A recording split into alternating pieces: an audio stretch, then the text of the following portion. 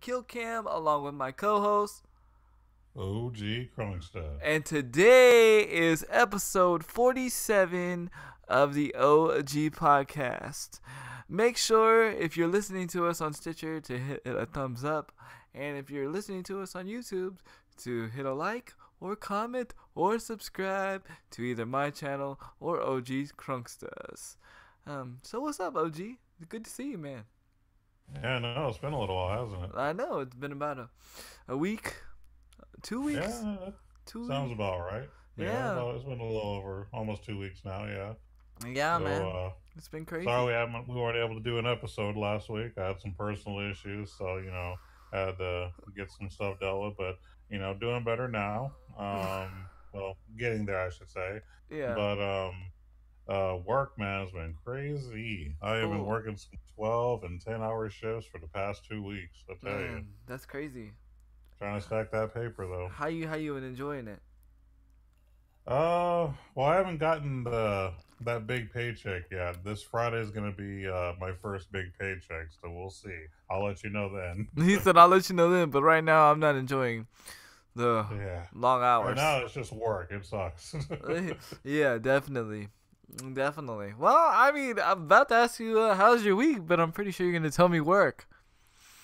That's the biggest part of it. I mean, I haven't really done a whole lot outside of work. I mean, I did do a few videos here and there for Final Fantasy, and thankfully, people have actually been sort of commenting on them. I Apparently people know. are they're I actually liking what I'm putting out. Apparently, I'm helping people, which is always a good thing. yeah, So yeah, uh, I was peeping your I was peeping your stuff, man, and I was very like impressed to see all the comments and stuff, man. I was like, yeah. wow, So that was pretty that cool. that might be a thing. So I'm gonna keep doing those videos. I enjoy playing the game myself, and clearly there are others that are enjoying it too. So might as well just get it all done together. Yeah, I enjoy the game. I just don't enjoy my guild at the moment.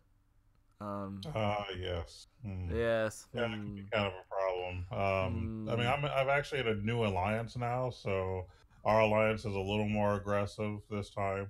So we were just in a big war a couple weeks back, and that was kind of crazy, but it was pretty cool. Like it was actually like a legit thing, us fighting them back, as opposed to us just kind of laying down, and letting everybody beat up on us. It was actually pretty legit. That's cool. Mine, it's not. Mine wasn't, so to speak. Like they're not like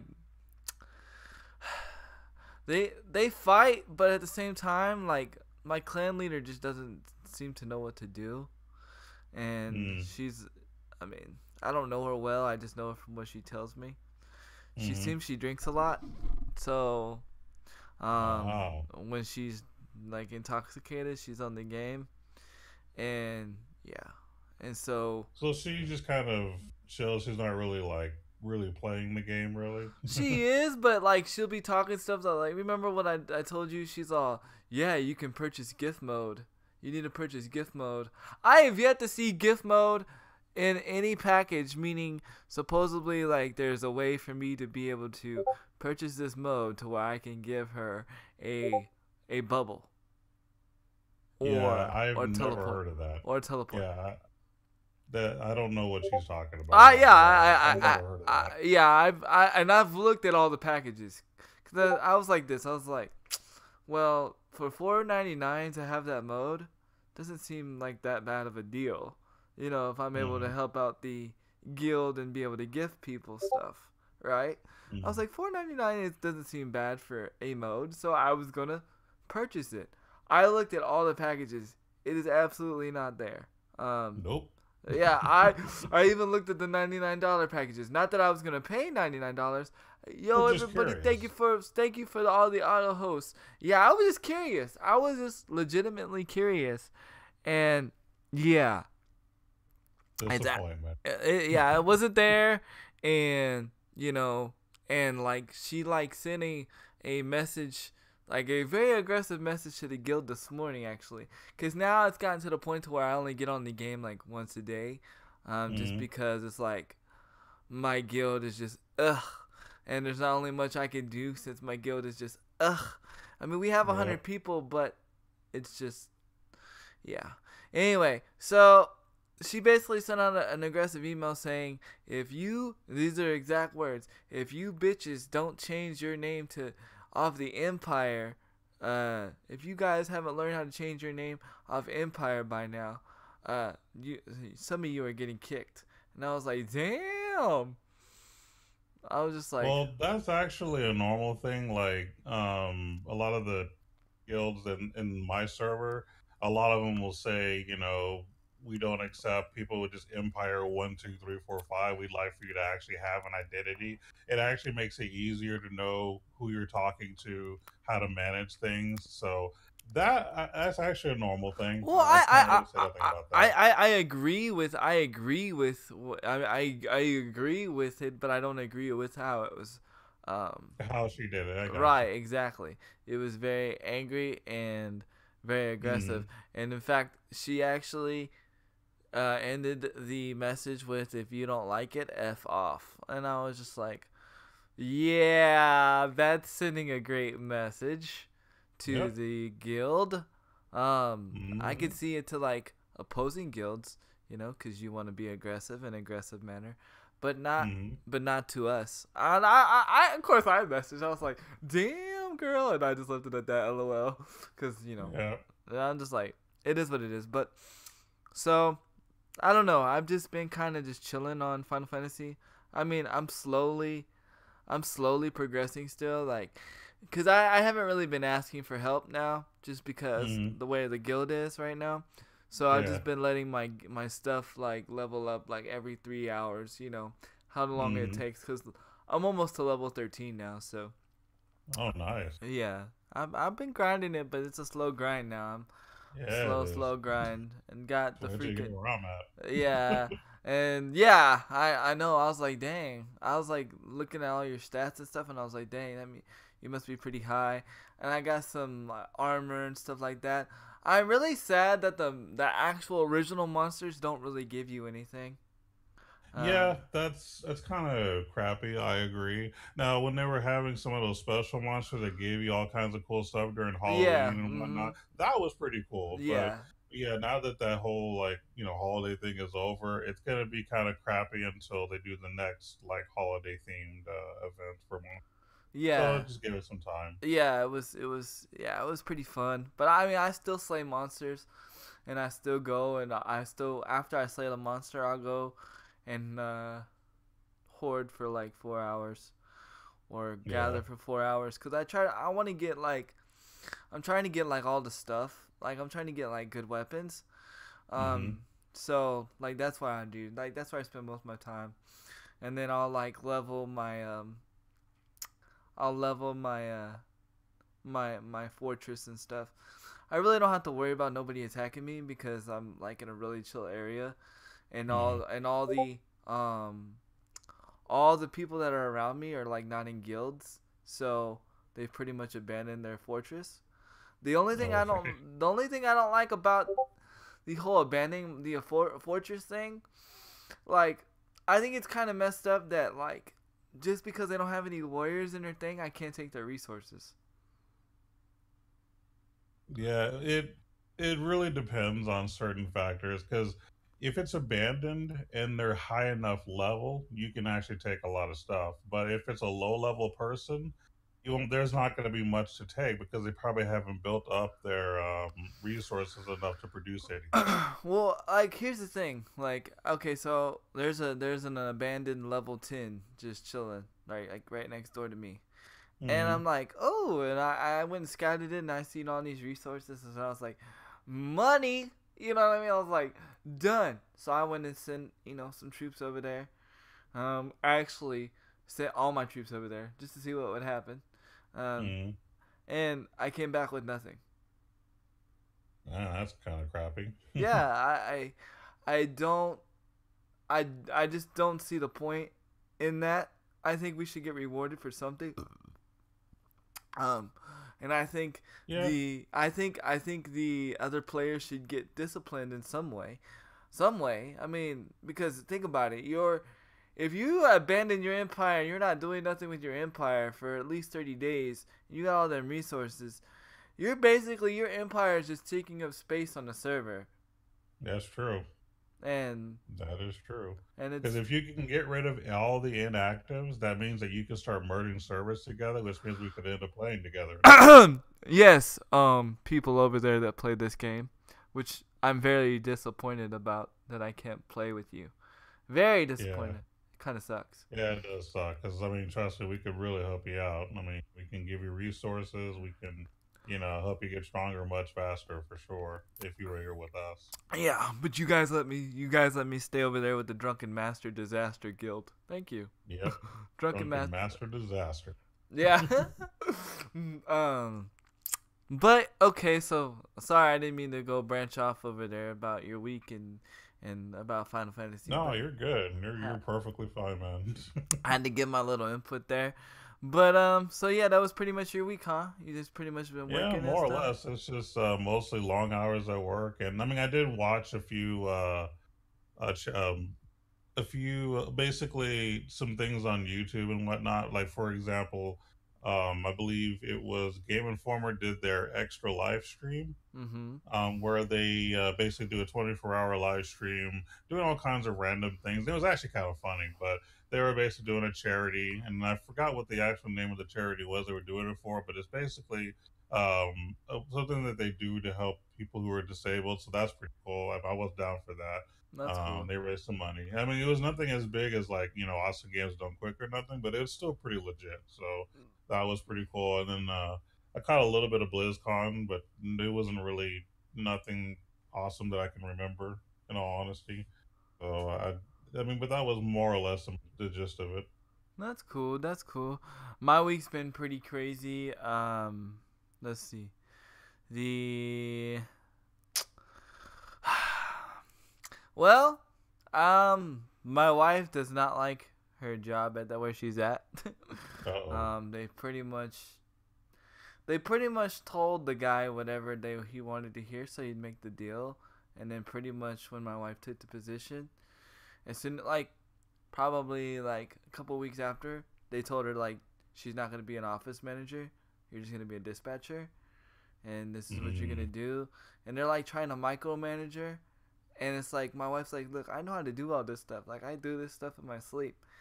You know what I mean? And like they're like the company is like messing up big time, like making big mistakes because the person that's actually the manager does not mm, have the experience, nor well doesn't have the experience period of how to be an office manager over a transportational company, and then secondly doesn't even have the knowledge that my wife has, um, uh and oh. it's not like my wife's being like a jerk about it. Like my wife's trying to Be reach one, patient. be patient, reach one, and teach one.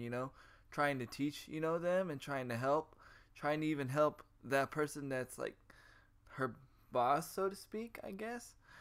And like they just don't want to listen. They don't respect her opinion, or they don't respect her knowledge. So my wife's like to the point to where like she's about to say bye, Felicia, Uh which oh. is in my opinion, she should. Um, Not only that, but they have yet to fulfill it for like completely like put her under the paperwork to where she's filled out a well she's filled it out but they haven't like turned it in all the way, so she's technically, even though she's getting paid, like she's not fully like under the under the job, so like Mm, technically like she can leave right now and still get unemployment from her other job.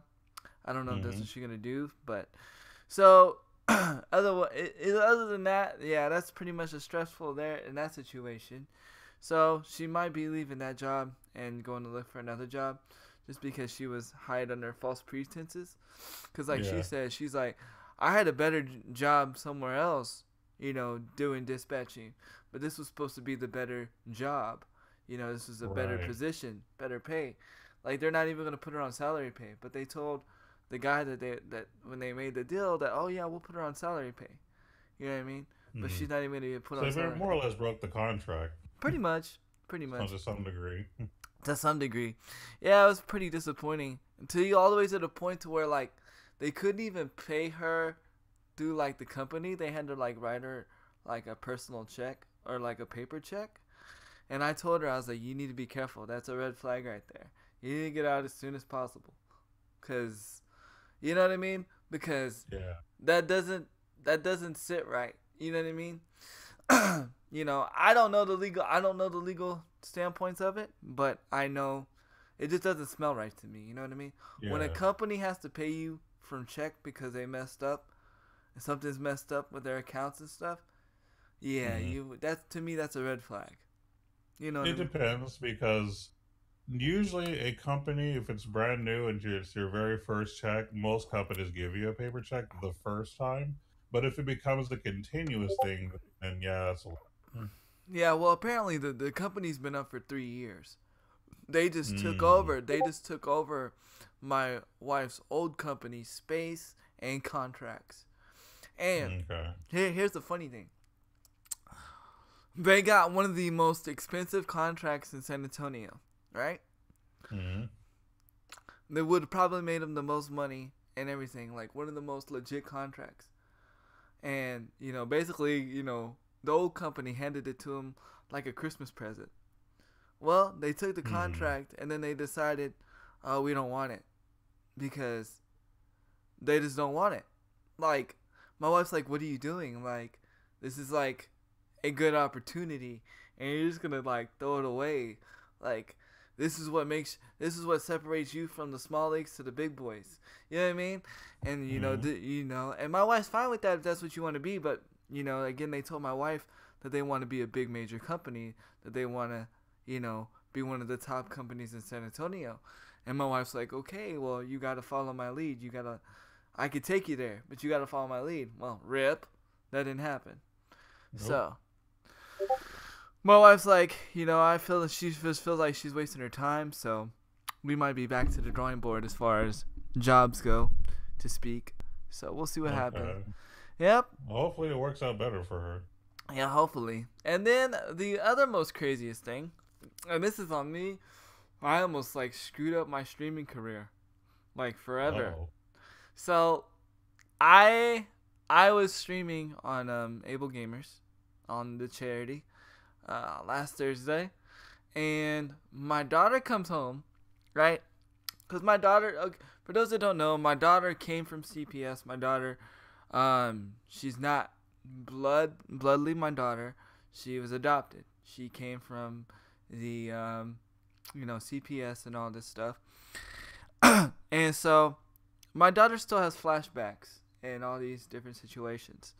So my my daughter comes in and walks in and runs in. Yeah, Daddy, I got a green day. That means I'm not going back to CPS. And I'm like, rip. And I was on stream and she said that like right into the mic. And I'm like, rip. Nice. And I'm like, rip. And I'm like, oh my God, all these people watching.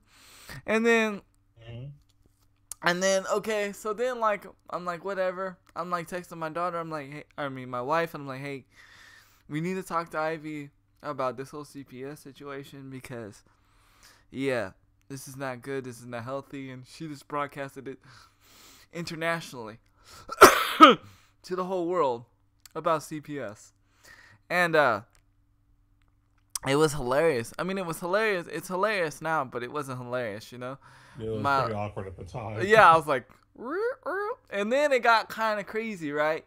So then my wife not thinking about it after I text her, because I text my wife like during break times of the game or whatever. My wife not thinking about the that I'm on the Able Gamer stream. She's just blowing up my phone like left and right, left and right, left and right. Uh-oh. So I'm like, rip. Hmm. So, yo, what's up, crew dog? Yes, sir. I was a little late. I'm sorry. I had to install my cam drivers, man. It was a little, and then Discord was being a punk, and then everything, and then like we couldn't even get OG into Discord for some reason. It was being very weird. Yeah. So sorry, Yeah. I'm late. A lot of technical difficulties this morning, not gonna Yeah, lie, y'all. yeah. It's been a rough morning already. So, quote two. Yep, exactly. Exactly, the facts. Who needs facts? So then, like, I was like, man. So then I finally answered the phone because I'm thinking, at the point in time, I'm thinking, okay, maybe it's an emergency, maybe something happened. So I answered the phone, and then so my wife's like, asking me about this thing that happened with my daughter, and I was like, hey, I can't talk about this right now. Um, I can't talk about this right now. On the stream with Able Gamers. Well, she gets all mad and stuff, and I'm like, rip, and I'm on stream again. Mind you, I'm still on stream, and I'm all rip, and so I'm like, okay, and then finally, so then I thought I got off stream. I've been having a little bit of trouble lately. Like when I click stop streaming, it doesn't stop streaming, even though it says it stopped streaming, it doesn't stop streaming. So I'm done with the stream. And I'm texting my wife, and I'm verbally texting my wife because that's how I text. Makes it a little bit easier for me to text. And I'm like being very assertive. I'm all, you knew I was on the stream with Able Gamers. Why were you blowing me up about that mess right now? Blah, blah, blah. And that was all broadcasted live. And I was all ripped. So, so that was interesting. But, and I thought I was done. Of course, I didn't say nothing bad or crazy, but it's just a point. You know what I mean? I don't like airing my personal business like that, unwillingly, like that. Gotcha. You know what I mean? But I did the smart thing. I went to Able Gamers, channel, and I deleted the stream. Okay. Yeah. Playing damage control, basically. Yeah. I played damage control, and I let them know that I did it, and I let them know why I did it, and yeah. What got handicapped?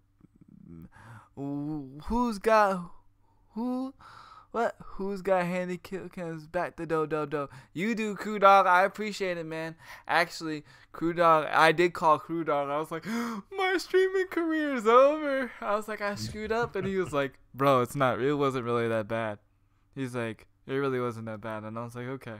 So that was my week there, and then the Call of Duty World War II release came and left. No, I'm just kidding. It came, and I gotta say, the first night that it was released was probably the worst night for Call of Duty in a while, because when it was released, the servers were down, completely. Of course. For 2 hours. Mind you, I stayed up all day and all night so I could stream this. I stayed up all the way up to midnight to stream this, and I couldn't stream it, or I couldn't play online until it was like 2 hours. Till 2 hours. So I didn't start streaming the game until like 1 a.m. And I streamed it all the way to 6 a.m. Mind you, I didn't go to bed that whole time, so I was literally up for 24 hours. So I was like, rip. But I mean, I gotta say though, I think, and I stand strongly with this conspiracy theory with Crew Dog, I think they did that on purpose so people would dive into the campaign mode. Because, a lot of people don't dive into the campaign mode in Call of Duty. Nope. And most people don't. Not even just with Call of Duty, but just shooter games in general. Like most of the multiplayer type shooter games, most people don't care about the stories. They just want to go right into multiplayer. Yeah, but I gotta say, this campaign mode is actually really good. Really, really, really good. To the point where I actually wanted to continue playing it. Oh wow.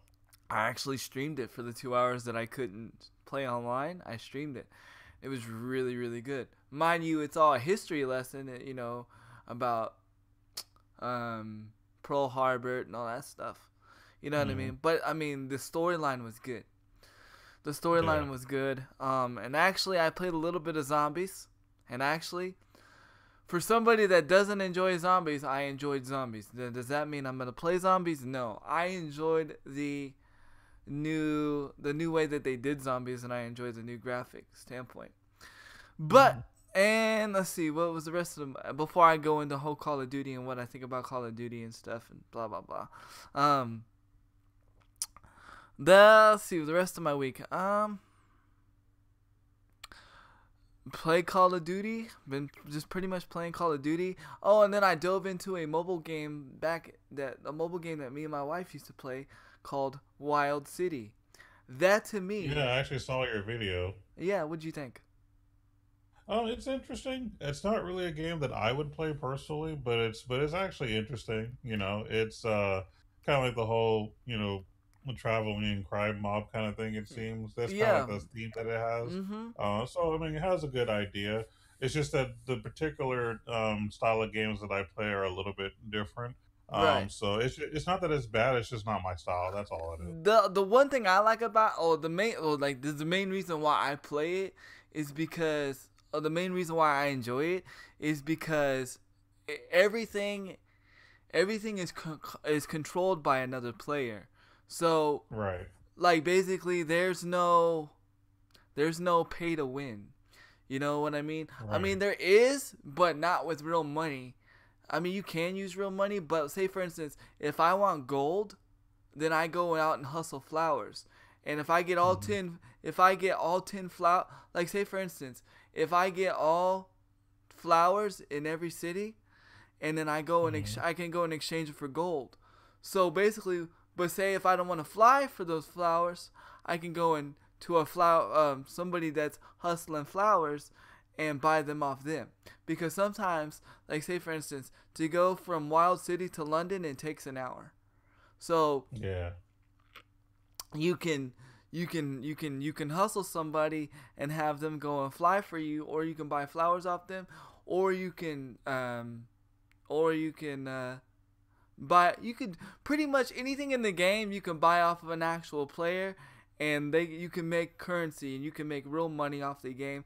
It's just really really crazy, and it's like I've had some like real life drama, or not real life drama, but I've had some real drama in the game already, to where like I left one guild because they tried to cut me out of a deal. I was about to make like $5 million because I was hustling gems for them, and then he was like, "Well, this guy can get me more gems faster and get me and can carry more gems than you. So you're getting cut out the deal." And I'm like, "Bro, I've already given you like 34 gems. How you gonna hustle me out of the deal already? You know what I mean? Like at Yeah. least break me off something." And he was like, "Well, I was gonna give you 2.5 mil." I was like, "Yeah." After I said something, I already got my mills. I already got my money. I don't. I was like, I ain't got time to waste for that. And then so I left the guild, or I left the fam, as they call them fams, and I left the fam, Yeah. and all of a sudden like this other chick, she's actually a real logo designer like in real life, which is Hmm. ironically I didn't know that, but she was telling me that, and I was like, "Ha, I'm a streamer." So I was like, I could probably get you some like real business. But anyway, and then come to find out, the guy that was my boss is now the advisor of the fam over there. So I was like, rip. I was like, I wonder how this is gonna go. But so far it's been pretty good. The actual fan boss has been like really cool with me, because I used to play this game like 4 years ago, and me and my wife like we were really really good at the game. Like I had billions, and I had my own fam. I was very strong. Like I was so strong, like I literally made one of my profile pictures on the game, Darth Maul from Star Wars, because Yeah. I couldn't be messed with. You know what I mean? Like I was feared. Now, unfortunately, I don't know. It's because there's two different types of the game. There's the Android version, and then there's the cross-platform version, to where you can cross-platform with the the iPhone and the Android. Well, that's the one Hmm. I just downloaded recently, because I'm like, well, I want to play with iPhone people too. I don't want to just limit myself to Android. So I don't know if they can't find my old account because I did a new game, or if they deleted my old account. But I wasn't able to get into my old account, so I just made a new one, and I've pretty much just been started from the bottom and working my way up. But some people remembered who I was, so they've been helping me out. So that's pretty cool. That's good. That's cool. You So got a community behind you now. yeah, I enjoy. It's funny. I enjoy that game more than Final Fantasy, only because of the interaction. That's it. Um, The people, yeah. yeah, the interaction. Um, and there's so much more I can do than just sit there and wait. So you can even play poker now and gamble your money. You can play poker with the other people in the game and like sit around and play poker with each other and gamble. It's pretty freaking Nice. crazy. It's like the way they intricated the game all together with everything you could do is pretty amazing. And the fact that it's free and the fact that the game is funny. To this month they just celebrated their 4 year anniversary. Hmm. Four So years. That's a 4 year, long time. yeah, 4 years. And then me and my wife started playing that game when it first came out. So that's freaking crazy. Oh, Yeah. that's freaking crazy. How the times have changed, huh? Yeah, I know. Yeah, I started from the bottom. Now we here. But so Yep. yeah, that's been pretty much my week. But without further ado, OG, go ahead and hit us with some knowledge, man.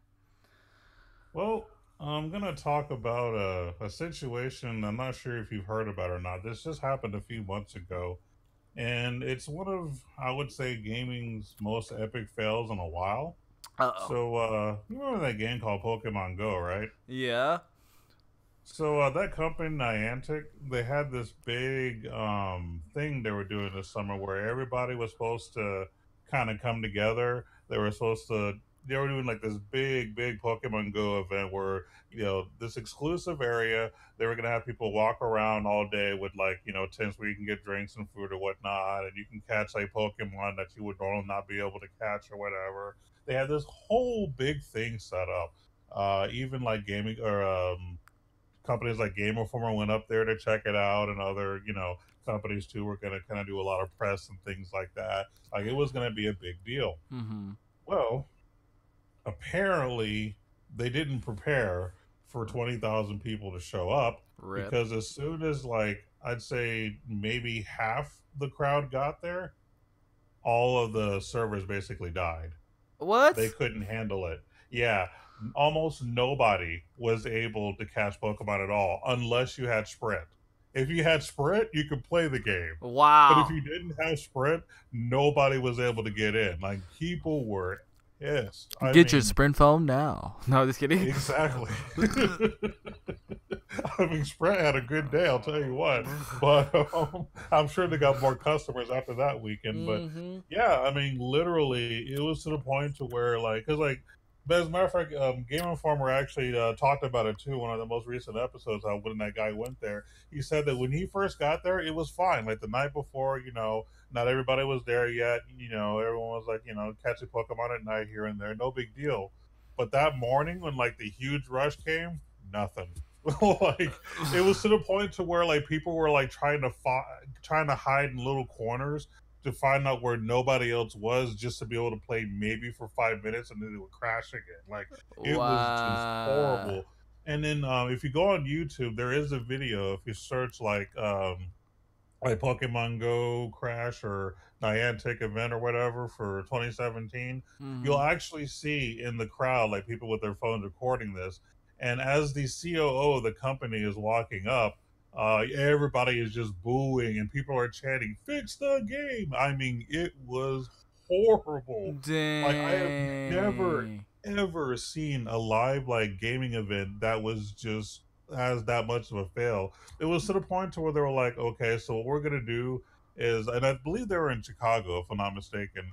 But Wow. they said, all right, so to make it to where it might be somewhat playable, they decided to stretch out the area that people could walk around, which is kind of dangerous because you're talking Chicago, and certain parts of Chicago are not so safe. Right. So it was a bit of a very iffy way to solve that problem instead of just being prepared in the first place. But yeah, if there were people who traveled like all the way across the United States to be here just for nothing, like Wow. families crushed, because it's a kind of a family thing. You and your kids, you go out, you walk Right. around, you're out Mm-hmm. in nature catching Pokemon. They go to this event to be able to be with other people, and nothing, I, absolutely I'm nothing. still surprised Pokemon Go is still a thing.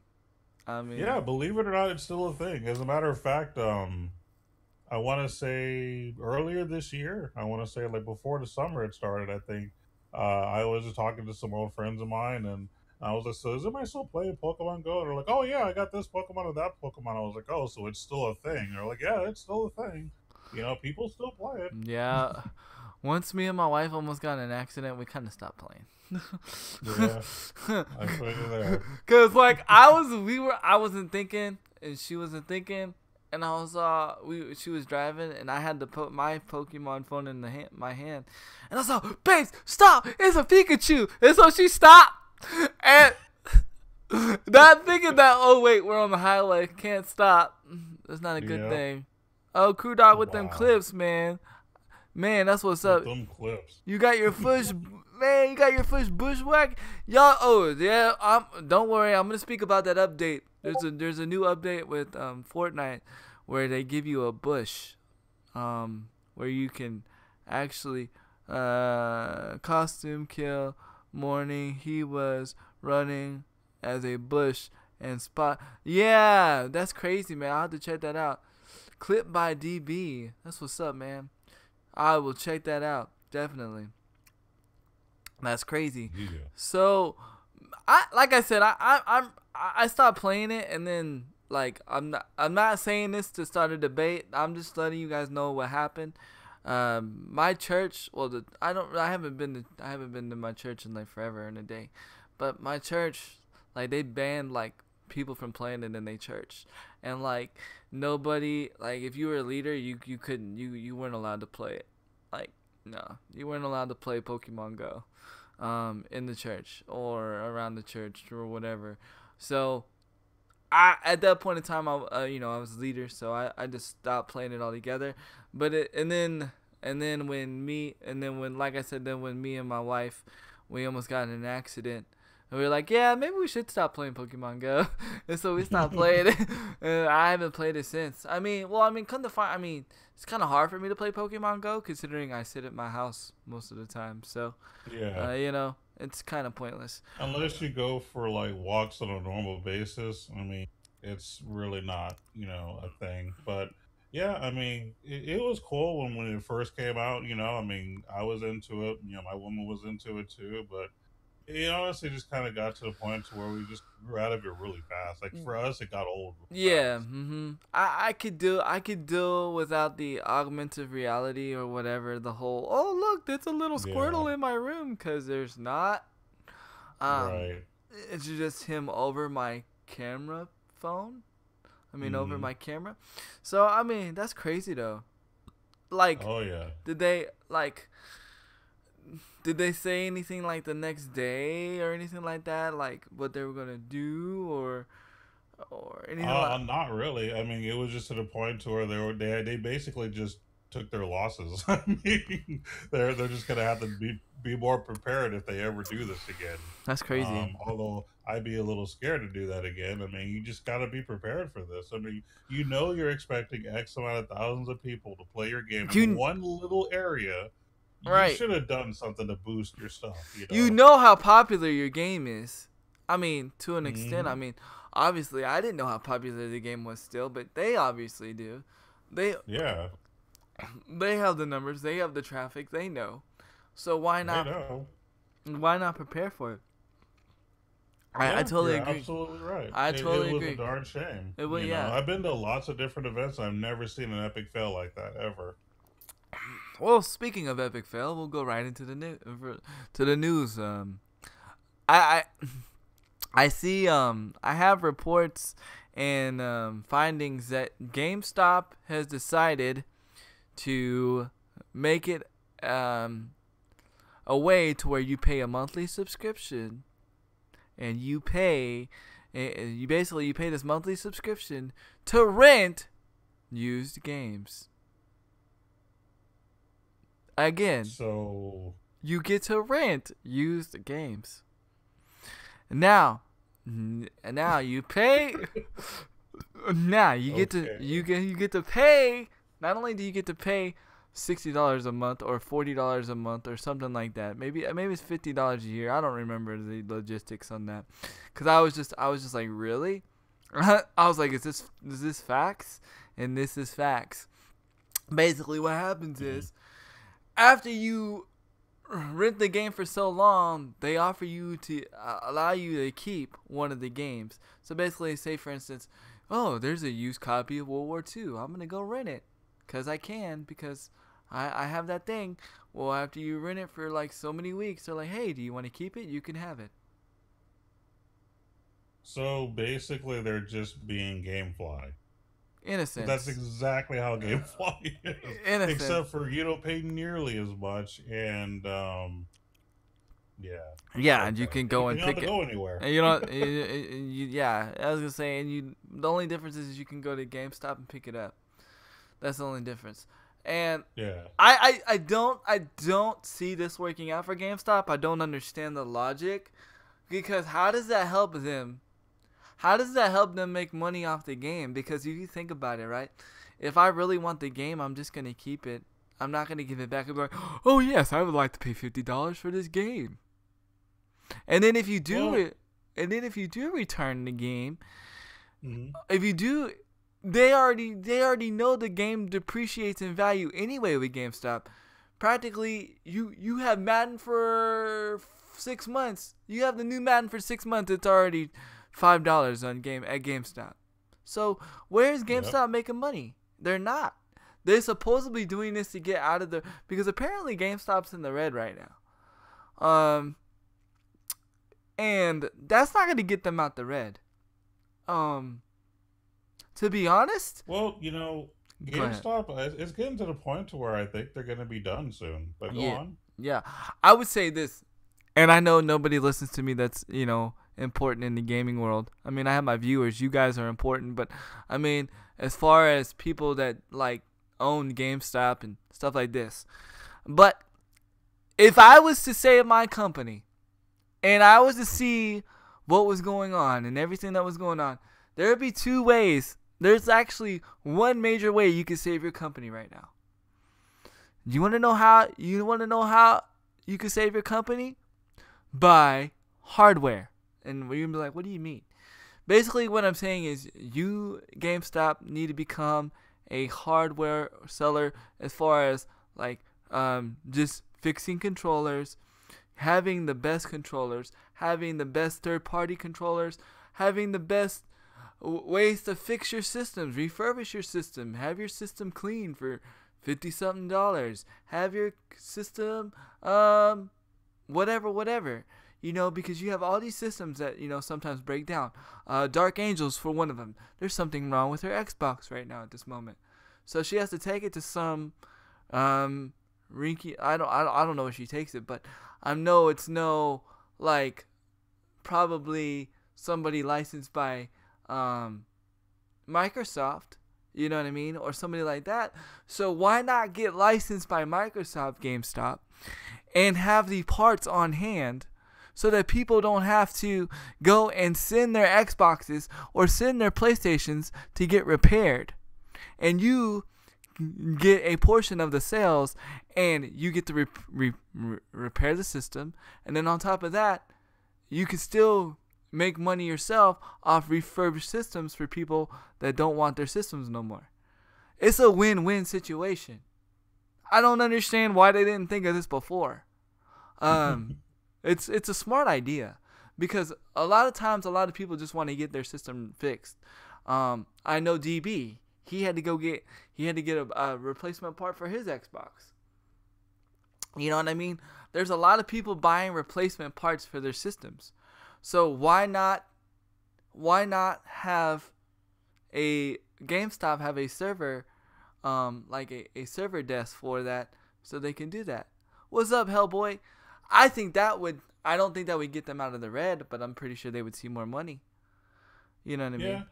I mean, they could basically contract people to more or less, fix other people's systems. Like, because I mean, I wouldn't expect the average employee to be able to fix something, No, but no. if someone has a problem, hey, take it to GameStop.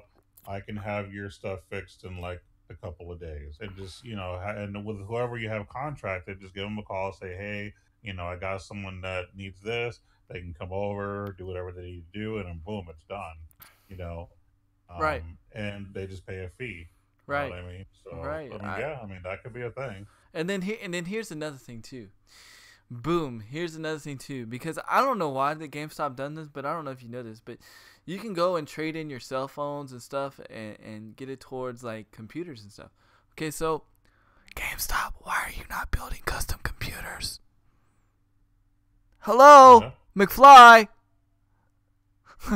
I don't understand. Like, there's so many better business. There's so many better business marquee than dealing with. I'm sorry.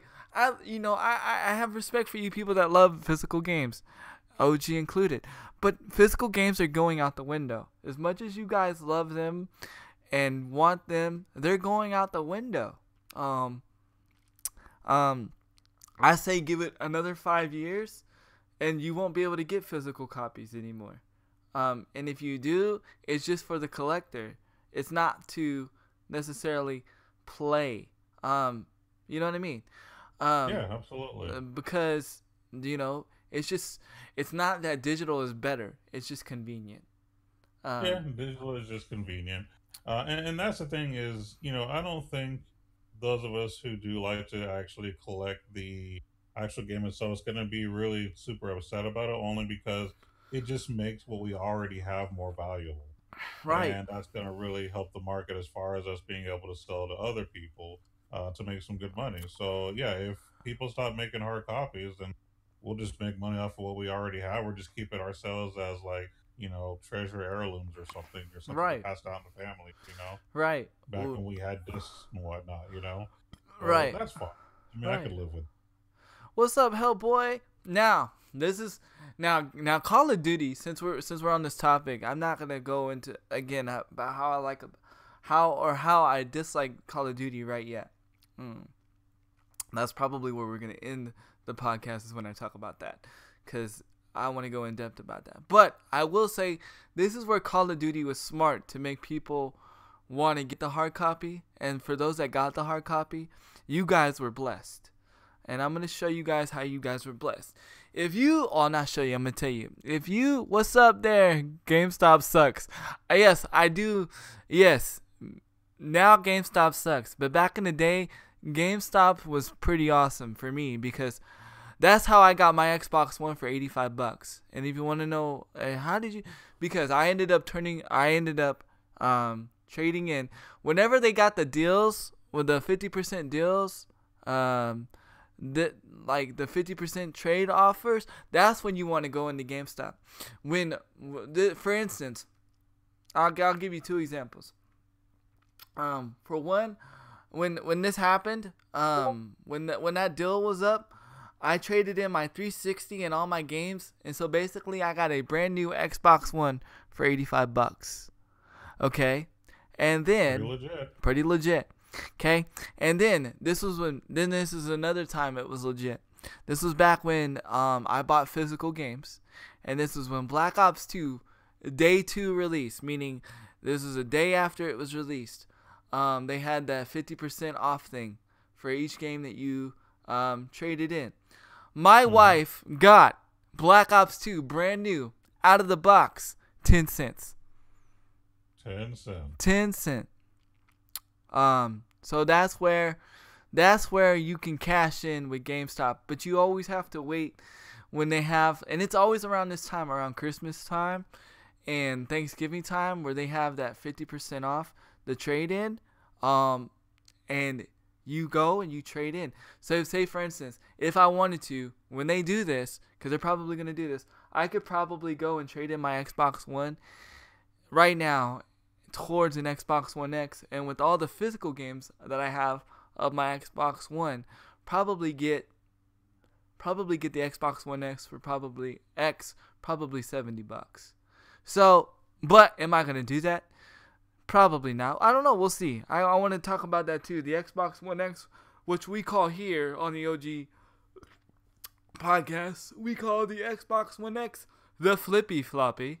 If you do not remember, The terafloppy. The terafloppy. There we go. The terafloppy. Yeah, terafloppy. The Don't forget terafloppy. that. Yeah, it's called the terafloppy. I've seen it in action. I've seen it on stream, and I'm gonna give you my honest opinion. But again, this is later. But back to what Not yet. back to what we were originally talking about. I think if GameStop was to just like get rid of the physical games and just start dealing with physical physical hardware as far as the building PCs and build fixing consoles and fixing controllers, I think that would be their moneymaker. Because like people like me, I can't fix. I mean, I know how to fix a controller, but with my hands, I can't do it. I would go and pay somebody to do it. You know, same thing with building a computer. I'd pay somebody to build me a computer. You know what I mean? But a lot of people Right. that I know to build me a computer, they live across the United States. You know what I mean? Mhm. You know what I mean? Yeah, So, you know, I, that's a problem. that's a problem. But that's my knowledge on GameStop, and we'll let you go ahead and say what else you got to say there, OG. Yeah, and then just kind of bouncing off the GameStop thing, because you were talking about how they're talking about doing rentals and stuff. Yeah. Rentals died many, many years ago. That's there is a reason that Blockbuster is no longer a thing. Yeah. Just keep that in mind. Yeah. It just doesn't work anymore. No. So It died you when know, Dr. Disrespect was the Blockbuster champion of 1999, two-time. I'm sorry. For those that watch Dr. Disrespect, you know he was the video gaming champion of Blockbuster, two-time. Shout out to Dr. Disrespect, man. He's crazy. I don't know how he does it, man. But anyway, yeah. Blockbuster's dead. Hollywood Video's dead. Game Crazy's dead. All the game renting places are dead. I don't know how GameFly is alive. I don't understand what makes well, work. the thing about GameFly is that you don't have to go anywhere, and there's a lot of people who physically, can't go places, so it's convenient for them to get whatever they want. They can rent and then eventually just buy. I mean, that's literally how they operate. Are So you? they're always going to be in business because there's always people that are either don't want to or can't go anywhere to get stuff. Yeah. I And don't their know. services are pretty damn cheap. I've been skeptic. I've been on the fence because again, I just don't like physical games. One because of my daughter, and Hmm. two because the longevity of my system. Your system probably lasts twice as longer if you don't use physical games. Just because it doesn't have to run as hard. You're not using your disk drive. It's not running like your system doesn't get as hot. Granted, the PlayStation's loud regardless. You watch YouTube and your PlayStation's loud. I don't understand. PlayStation sounds like a freaking jet going off, but you notice the difference when you're playing the Xbox. Like my Xbox is on right now, and you can't even tell. But again, it's on because but if I had a disc on, you would know. You would know your Xbox is on. Now with the One X, I don't know. I don't know no One X, but as far as like the consoles that I own, I could tell you that the longevity, your system lasts longer when it's digital compared um to physical. Now again, I was gonna say something and I forgot. If you owned a physical copy if you pre-ordered Call of Duty and your GameStop was nice to you and they gave it to you a day early, which some of you did get it a day early. If you own the physical copy, you got to play online before anybody else. Before anybody else, even before the people So that that was pre-order. actually a Yeah, then apparently. yeah. You got to play before anybody else. So, but if you pre-ordered it digitally, you could not access the game until the night of the release. So, Wow. so I don't know if they did that on purpose or if that was a loophole. Personally, I think that was, planned to say, shout outs, respect to you people that own the physical copy because we know that physical copies are dying. That's what I think. People could sit there and say, "Oh, it was an accident." Of course, they gotta say it's an accident because then people be like, "Oh, blah blah blah." They gotta damage control, guys. I really think that as far as just GameFly in general, the reason why they're up and running is just because it's so cheap.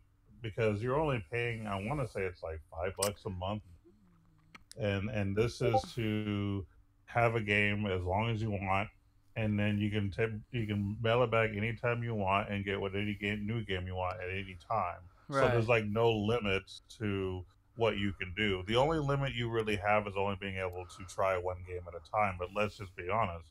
I only want to try one game at At a a time time. anyway. And once I'm Yeah. done with it, I'm gonna get rid of it. So it's just a cheap way of not having to spend like $80 on a game Let me at one time. let me yeah, exactly. Let me rephrase that because DB's catching me on some funny shit.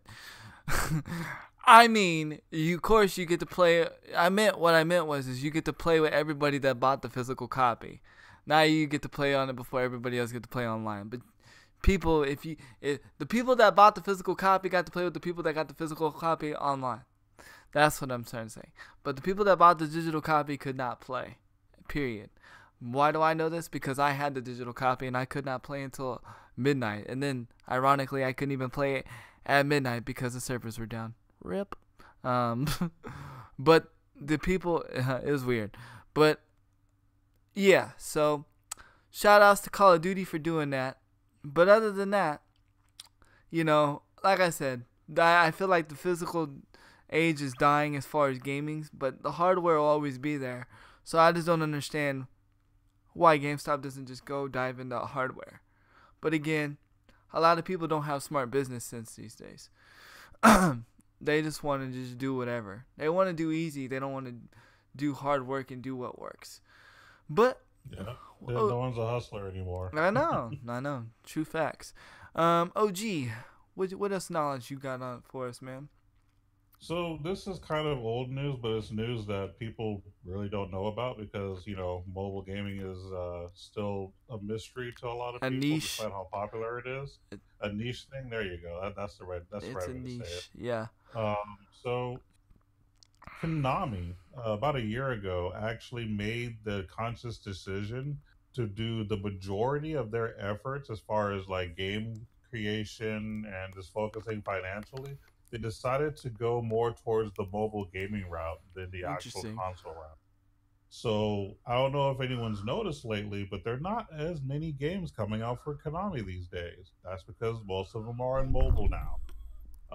They basically noticed a trend a little over a year ago where their actual console games were actually lacking in sales, and they were trying to figure out what to do to counteract that because you know like you kind of mentioned earlier, buying games as far as hard copy is not a thing, and there are still some people who prefer to have games that have more longevity, Mm-hmm. and they're not really big into the RPG scene these days.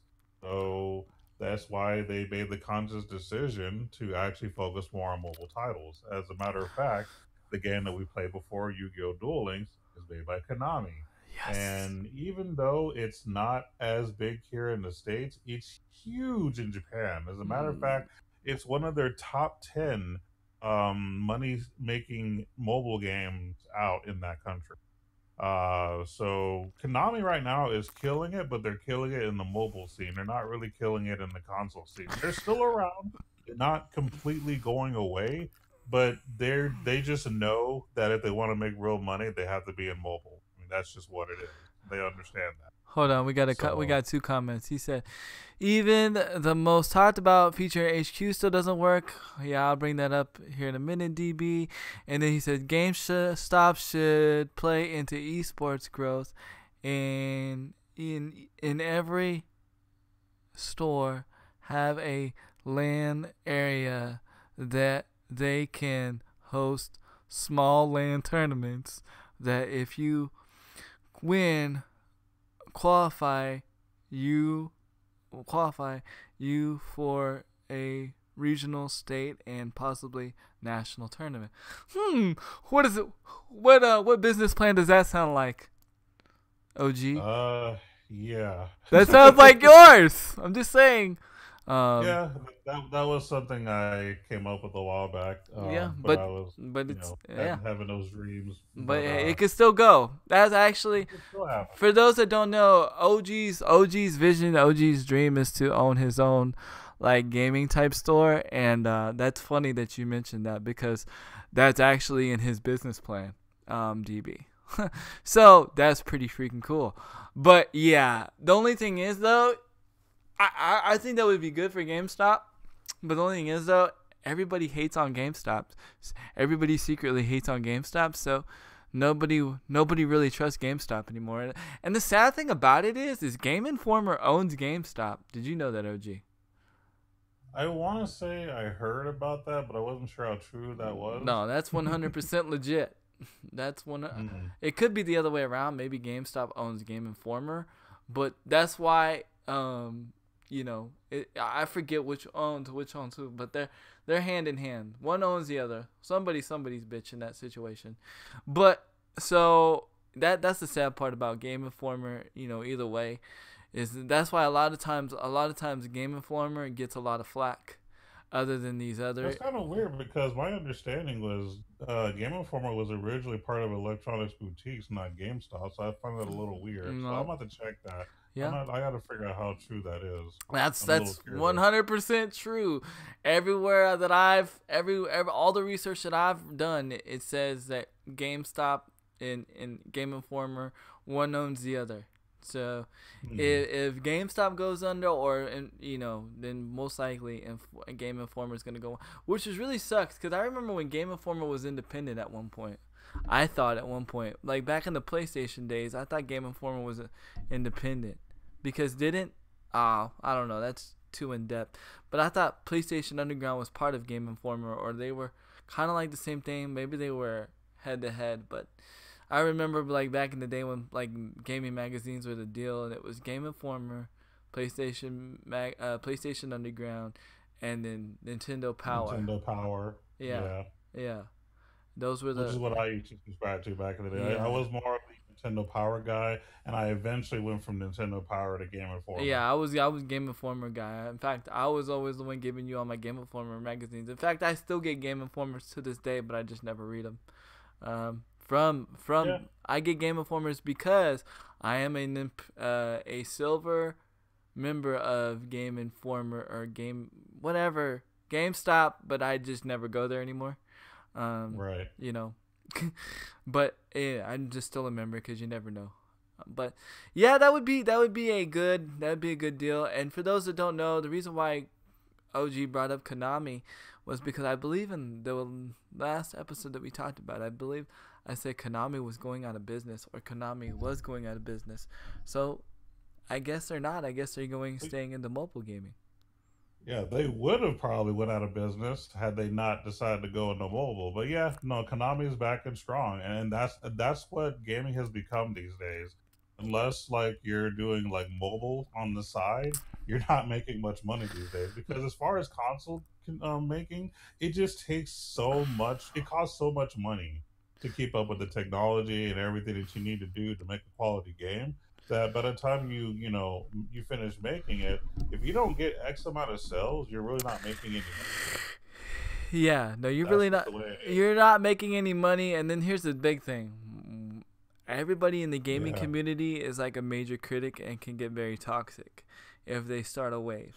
Meaning, for instance, somebody's wave can start a trend and it can destroy a game on console. Totally destroy a game.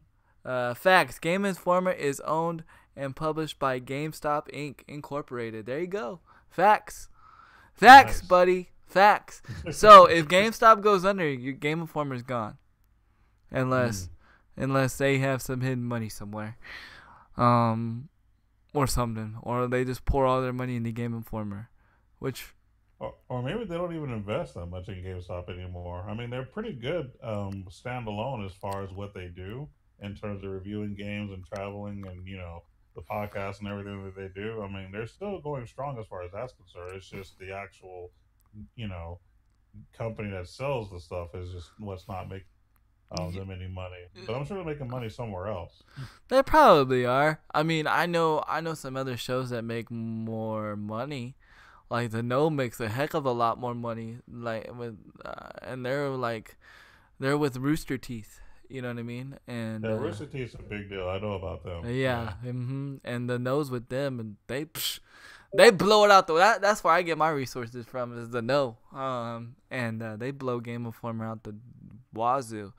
I don't know financially, but just on views alone, like I look at Game Informer because I'm subbed to both on YouTube, and Right, me too. I look at the nose views and I look at the Game Informer's views, and I'm like, rip. And it's funny because to me, I didn't know about the no until until we really started doing the podcast, which is really Me too. about a year. But I had no idea what they were until we yeah. started doing the And podcast. Yeah, ironically, they're from Austin. You know what I mean? which So is really cool. that is Like, shout cool. out Shout outs, anyone yeah, in our state. yeah, for real. So, and you would think that Game Informer would be a lot more popular because they've been around longer, Forever. forever. Like and they did a smooth transition from digital to paper, from paper to digital. PlayStation Underground didn't do that. A lot of other companies didn't do that. Nintendo didn't do that. So Nope. you would think they would have more cred, but unfortunately they don't right now at this point. But I don't know. Don't know. Sad. Which is really sad. That's crazy. Speaking of PlayStation, they have now, and I just learned this yesterday from the No, because I watch the No practically daily, unless it's something that doesn't interest me. PlayStation has now started a program to where you can exchange your trophies for PlayStation currency. And you can use the PlayStation currency to buy games. Any game you want. So, basically, but now here's the catch, because there is a catch. The trophies you've already earned before joining the reward program do not count. Do not count. That sucks. Yeah, I know. I know of one person specifically that I've known for years that's going to be really pissed at that, because there's someone that I know, and we used to go to different like gaming places where you pay to play games X amount of hours, whatever, LAN centers, and all he did was get trophies on every game. Like every time I walked in, what game you playing now, and I'd watch him. He'd literally do all the challenges to get all the trophies in every game. I mean, this guy was legit. He probably has, like, I'd say a good 90+% of all trophies. And if he probably saw that right now, he would be upset. Oh, would he be upset? Oh, I'm upset because but I love it because I'm gonna enroll in it because this encourages getting achievements, encourages getting trophies. Never has this been and this is and it's a very simple system. What's the top trophy called? I forget what it's called.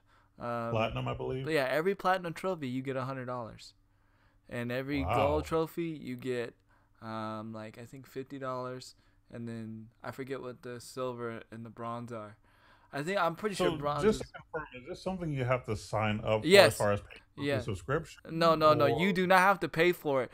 All you have to do is sign up for it. All you gotta do is sign up. All you gotta do is sign up.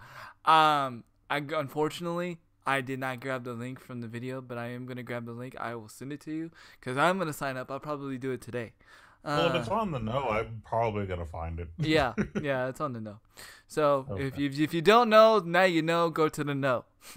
But so you could I think that's pretty freaking awesome because for gamers like me and you, if there's a game we really want, all we got to do is just like beat a game and so turn it basically what I have to do is I have to play Final Fantasy 15 again and get all the trophies again, which actually is not very difficult for me, at least, and then I could probably buy another game. Exactly there's I will probably do that. There's no limitations on what games that are eligible or not eligible to buy. So I think that's pretty freaking amazing.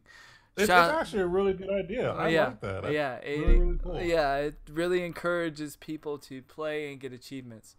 Xbox has something like that, but it's not that simple and it's not that easy. I think their points only, you get points, and then their point not all your achievement points go, and it has to be certain games you play, and it has to be only certain games you buy, I believe, and those points that you get off those certain games only last for so long. So Yeah, they're very they're very particular on how it was so complicated with Xbox. I didn't even try it. I was like, nope. But this is very simple, straightforward, easy to do. I'm doing it, and I'm gonna be freaking here. Here's a little tip. You want to get a lot of trophies, guys? You want to get a lot of trophies so you can get a lot of free games? Go get a sports game. So the trophies for sports games are really, really easy. Really, really, really easy to get. If you're looking to hustle and get you a free game, yeah, you may not like Madden, but the point is, you can get Madden 15 for like $5. Get all the trophies. Yeah. Get you the game you want. It doesn't matter. It doesn't matter what game you play to get the trophies, as long as you get the trophies after you sign up. That's it. So yeah, I think that's gonna be pretty amazing. Now, I'm pretty sure there's gonna be a hustle. Hopefully, it doesn't kill PlayStation, but I because they might lose a lot of money. But hey, I encourage it. I love it. I think it's awesome. Power to the gamers. So go out and get your achievements on. Go ahead. Absolutely. I mean, I think this is a great idea. Like I said, the only thing that I don't like is the fact that anyone who's already done it gets nothing. Like, Yeah. okay, I can understand, not giving them like the full amount because that would just be way too much and they would go out of business immediately.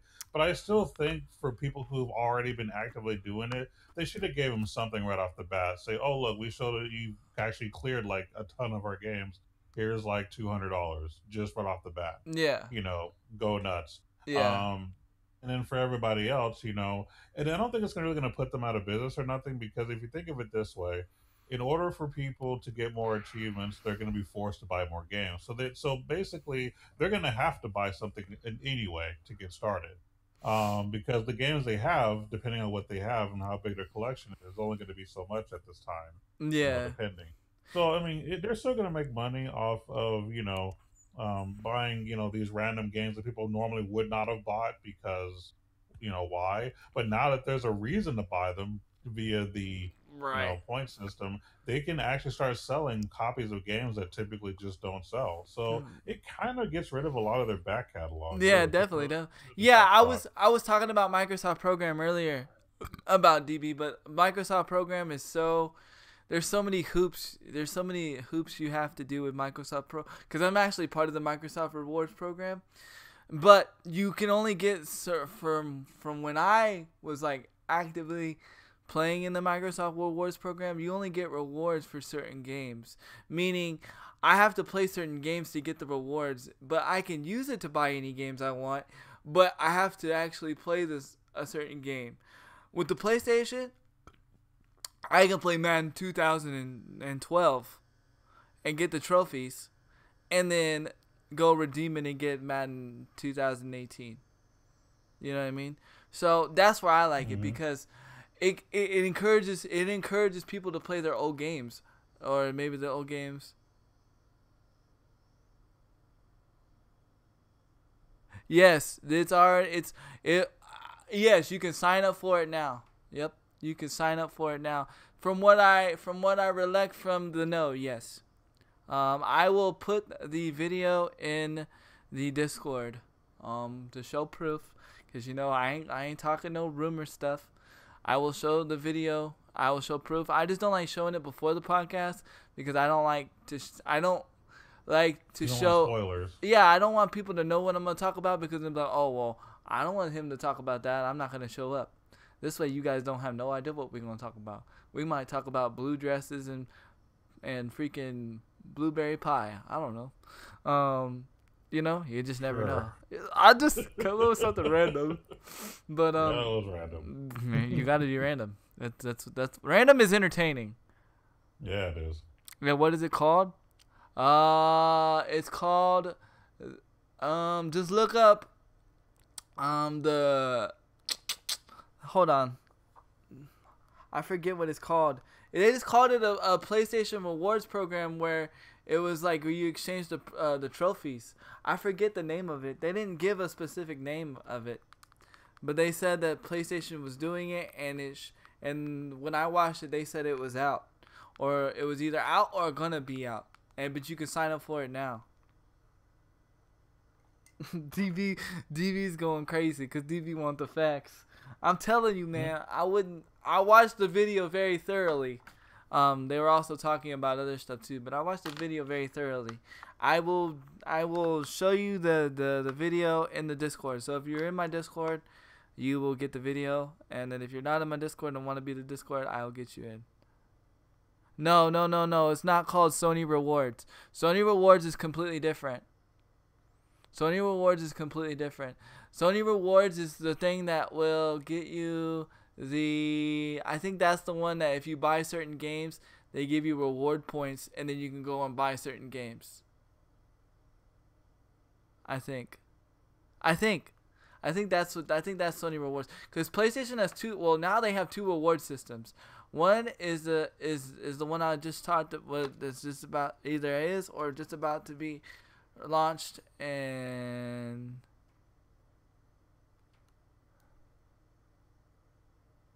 he said zero. He said what? Zero trophy for 100 points. Silver trophies for 100 points, or 1 point per trophy. 25 gold. Trophies for 250 gold or 250 points, and 10 points per trophy. Platinum trophies are 1,000 or 100 points per trophy. Yeah, but the difference is you have to play certain games with the Microsoft Rewards to get the points. This one I can play any. That's the difference. What's up, Canada? I believe because when I was doing Microsoft Awards and I got all these achievements when I was under Microsoft Awards, they said no, your points don't count because you have to be playing certain games. So I was like, well, rip, I'm not gonna play. So basically I gotta buy the game to play that game to get the points to get another game for free. That's where it's different from. That's where it's different. But still, a platinum trophy is worth 1,000 points. That's $100. So one platinum trophy gets you $100. So pretty legit. And platinum trophies are not hard to get. They're really not. Depending on the game. Sports games. Play sports games. Yeah. All you gotta do to get a platinum trophy is just get all the achievements, and like win the Super Bowl, whatever. Okay. I see your message, Hellboy. I see your message. I will talk to you later, man. I will talk to you later about that for sure. For those that don't know, I'm talking about DM. I just got slid in the DM. Got slid in the DM. All about the. No, I'm just kidding. Anyway, so yeah, so that's pretty interesting. I'm pretty excited, pretty stoked. I'm gonna go sign up. I'm gonna go grind some trophies. I wish I would have known. I wish I would already been signed up when I owned my PlayStation. When I first started owning my PlayStation, because I'm already level 5 already. You know how many bronze trophies I have? A lot. I have 235 bronze trophies. So, you know, and I got like 40 gold trophies, and I have like 30 bronze or 30 silver trophies. I have no platinum trophies yet, but that's on me. That's not because it was hard. That's just because I'm like, I don't feel like completing the game. Okay. Well, that's not what the video said. The video says that the platinum trophies get you $100. So I will have to double check and see that for myself, because in the video they said it gets you $100. The platinum trophies get you $100. So I'll have to double check on that. If you're free, so I can pick you. What? Brain. Gotta head to work. be back at work around 3:30. I'll be free right after the podcast, man. But yeah, you more welcome to pick my brain all you want. Definitely. I know you got some cool things coming. Definitely. Yeah, bro. Definitely. So OG, what next knowledge do you have for us? Well, I'm gonna let this be the last one for me, but Okay. basically, I've been seeing a lot of videos these days of people who have the SNES Classic and how much they're loving it, and a lot of people have been putting a lot of their top lists of just best Super NES games of all time. Hmm. So I thought that would be a good time for me to kind of go over my list of Super Nintendo games that I thoroughly enjoy, and Hmm. then if you can kind of, as the audience, kind of come up with other games too that you thought were just like the best thing since sliced bread. I'm just going to give you a few examples of some Super NES games that I enjoyed back in my day. So this is going to be more for the old schoolers, obviously, but that's just how I am. I'm more in the old school and more into the mobile scene. Right. Um, but let me go over some of these titles that I think are just awesome. And keep in mind, some of these games I'm going to mention are on the SNES Classic. Some of them are not. So just kind of preparing you there. But for me personally, some of the top SNES games that I've enjoyed growing up, um, first and foremost, Mega Man X. Uh huh. It was literally the first, Mega Man series where, there were lots of more abilities that he could do as far as like dashing, power charging, and having secondary abilities with his with any other, weapon that he could take. A lot of the soundtracks became much better. It was, just a solid, just title in general. The Mega Man X series in general, not just Mega Man X by itself, but all the ones that came out for Super NES. I think they came up with Mega Man Hold up, X2 and hold up, 1 X3. second. I appreciate your facts, but like I said, I stand corrected. Like I said, I was just only going by what the video said. The video said $100 per platinum trophy. So I thank you for your facts. I am gonna go double check your facts because, like I said, I listened to that video like 5 times before I even wanted to report it on it. So again, I appreciate your facts, sir. I appreciate you coming through and dropping some knowledge. Um, I appreciate it, DB. Go ahead. No problem. Some other games that people might remember from back in the day that was really popular was NBA Jam. Oh, I love I don't that know game. if you, yeah, that was actually for Super Nintendo. Believe it or not, I think Sega had a version as well, Yeah, they had so a you could play it TE. a They had a NBA Jam tournament edition. That's right. tournament edition. Yeah. Yeah.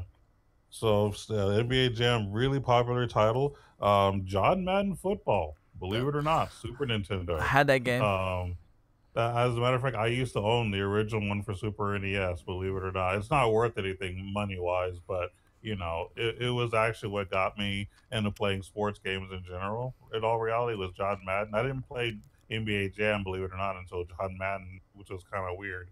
Um, but that was a thing. And You're then leaving, DB? Okay, why are you leaving? I said I appreciate your facts. Go ahead. you hurt his feelings, man. But Oh my anyway, Jesus. another one that I think that everybody should probably look into, The Legend of Zelda: A Link to the Past. It was arguably the best Super Nintendo game of all time. Like it's on a lot of people's number one and on their top list of Super NES games. I'm not going to say it's number one for me, but it would definitely be in my top five for Mhm. sure. But that is a game that I think anyone who's ever owned a Super NES should play because I mean that was just the pinnacle of just gameplay in general. Another thing that also would be arguably pretty good is Donkey Kong Country. Mhm. um Graphics, as far as graphics is concerned, that was like graphics in its prime. It was really, really legit in terms of graphics, really, really legit as far as like all the platforming and everything. Just a really, really solid title. Everyone should try that too. Also, if you like video game music, Donkey Kong Country does have a lot of good video game soundtracks as well, That was one of my especially favorites for the too. whole relaxing things. You liked it too? Oh, that game, the game in general, I felt like the game for the graphic standpoint of Donkey Kong Country. I felt like that was like one of the most great looking games for its time, especially for Super Nintendo. Yeah, That for Super Nintendo, like that was just legit. that Like almost you, looks that almost looks CD quality almost. Like I'm just being yeah, real. I agree. I Like that's something that I could have saw maybe on the PlayStation or right, something, yeah, right. as opposed to this being the Super Nintendo. Like I said, that was a game that was made like in Super Nintendo's prime. Like that was up there, just in graphics and everything. So definitely a game that everybody should probably play. And yes, I'm not going to ignore the Final Fantasy people. Final Fantasy 2 and 3 were also playable on Super NES. Mhm. I actually have owned both of them. Believe it or not, I actually never finished Final Fantasy 3. I only started it, and then my mother played it, and I never got to play it again because she ended up beating it instead. So, Nice. but when I get my SNES Classic in the So future you are sometime, getting one. You are getting one. That's a oh, fact. absolutely. I don't know when and I don't know how, but that is absolutely on my wish list right now as a Super NES Classic. That is the one thing that I want above anything. So just, putting that out there. Speaking of which, you should make an Um, Amazon wish list. I'm just saying. yeah, right. Go ahead. um, but yeah, so Final Fantasy games obviously is a thing, so don't forget that. For those of you who like puzzle games, I highly recommend Tetris Attack. That's really really solid game that was you could play with two people, play against each other. You basically it was like one of those matching type games, but if you did cool chains and combos, you can throw like garbage bricks at each other to make things more difficult. Even the one player mode was pretty cool. So if you're into puzzle games, to me that was the best one. Hmm. So I'm trying to cater to everybody here. Right, right, right. And then if you're looking for like a multiplayer beat 'em up, Teenage Mutant Ninja Turtles: Turtles in Time, That was a good that was game. probably like one of the most legit beat 'em up games for the Super NES. I own that game too.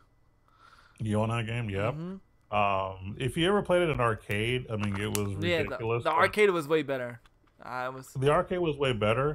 However, this was probably the only port to a Super NES that was pretty good as far as what quality you would expect.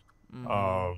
Especially if you have. Now, I'm not sure if the multi tap worked for that game where you could play with four people or not. I Oh, never that's really right. tested The that. Super Nintendo had the multi tap. I forgot. Yeah, for those who don't know, Super NES did have a multi-tap before Sony even came up with that. Before N64 was even a thing, Super NES actually had a multi-tap where you could play with four players. There wasn't a whole lot of games you could do it with, but again, I never owned one, so I never actually I got to actually test it owned out. one. I actually owned one. My mom back in the day when my mom was around and she had a boyfriend. She had a boyfriend. Like this is how I got a Super Nintendo. He was trying to win me over, right? And so like Hmm. he went and got me like a Super Nintendo for Christmas. Of course, I wasn't complaining. I got a Super Nintendo. But he went and got and like I thought it wasn't a real Super Nintendo because I was like, what the heck is this multi tap thing? And he got me this multi tap thing. Very simple, very easy to use. More simpler than the PlayStation one. Um, but he got it for this soccer game. It was like a Super Nintendo soccer game, and Mm. we would play soccer with it. It worked pretty well actually. Yeah. Uh, it didn't Okay. last long, but it worked pretty well. Go ahead. Speaking of soccer, they actually had a Mega Man Soccer for SNES, but it kind of sucked. Yeah, didn't you have it? I rented it. I never actually owned it. I rented it two times just to, to play it more and really understand how great it was. I like the idea. I like the concept of it because basically you can make teams of Mega Man characters and they have special abilities. So the idea was great on paper. The problem was is the controls were horrible. Mm-hmm. For some reason, like they couldn't pass for crap. You could only see a very small part of the screen, so Mm-hmm. you really didn't know who you were passing to half the time. And in order to legitimately score and know what you're doing, you had to be super close to the goal. Like it was kind of annoying. I'm not gonna lie. And then when you did beat it, because I actually finally beat it, the whole thing, did the whole like tournament thing, whatever, championship, and you really got nothing for it. and then when that happened, I was like, forget this. You're I on was kind rip. of Bye, yeah, Felicia. I was really, really aggravated with that. So I didn't bring that game up to say that y'all should play it. Don't play it. I Mm. only brought it up because we were talking about soccer in general Soccer. for Super NES. Yeah. So it was just kind of a funny thing to bring up. But do not play that game. Yeah, soccer games were better back in the day than they are now. I don't like the FIFA games. There's specifically one reason why I don't like the FIFA games. Hmm. Um, the passing. There's something wrong with the passing. Like, it just doesn't feel like actual passing. I have to hold the X button and let go to pass. Other than, like, me playing a basketball game and I just tap the button and I pass it to the nearest character. I don't understand it. I don't understand it. Why can't you I know guys? people that are legitimately into it, but I was never into it. They tried to get me in, but I didn't care for it. I like I said, I like the older games. But I didn't like the I don't like the newer games. Me and my cousin would sit there and play soccer on the Sega and the Super Nintendo for hours. Yeah. Now you can't even catch me dead hardly playing soccer. You know what I mean? Or Mm-mm. football for all my UK and overseas people. They hate it when I call it soccer. They hate it. They hate it. They're all, it's football. It's football. It is not soccer. It is football. So, football. So, yeah. Sure. Is that your whole list? Or you got more? I got a couple more. Okay. Go ahead. Just kind of throwing it out there. For those who like RPGs as well and are not on the Final Fantasy bandwagon, there are two other games you can check out that I highly recommend for Super NES. You have Super Mario RPG, which is just a fun short RPG, which is awesome, and then Lufia 2, which in my opinion is one of the best Super NES RPGs of all time, like even better than the Final Fantasy games in general. So definitely check that out if you're into RPGs, but you don't want to be on the Final Fantasy bandwagon. Thank you, DB, for that Um, host. Go ahead. and then don't forget Street Fighter 2 Turbo. If you like fighting games, that was literally the game that most people play. Now, Mortal Kombat was a thing, but from my understanding, most people that I knew back then were more into Street Fighter 2 Turbo. So if you're into fighting games, that is definitely your choice. And I then the also only liked other game Clay Fighters. You've ever and played? Clay Fighters was a thing too, and I want to say that Killer Instinct was on Super NES, Yes, but it I'm not was. 100%. Yes, it It was. was It okay. was. I put that on my list, but I wasn't 100% sure as I didn't actually completely look it up. But I vaguely remember seeing that. So Yeah, okay, so I'm glad that because I was right. in my opinion, if I remember correctly, Killer Instinct really blew up on this N64. Yeah, and N64, yeah, Killer Instinct Gold is really where it was at. Like that was Mm-hmm. just legit. I remember playing with remember the twins that we used to Yeah. chill with sometimes. A, They actually owned it and they were really good at it. mm-hmm. They're on my Facebook. Weirdly enough. Yeah, they're on mine too. Um, they're an odd brother bunch. I've actually bumped into them here and there, believe it or Really? not, but that's a They different still live story. here? One of them does, yeah. Oh, interesting.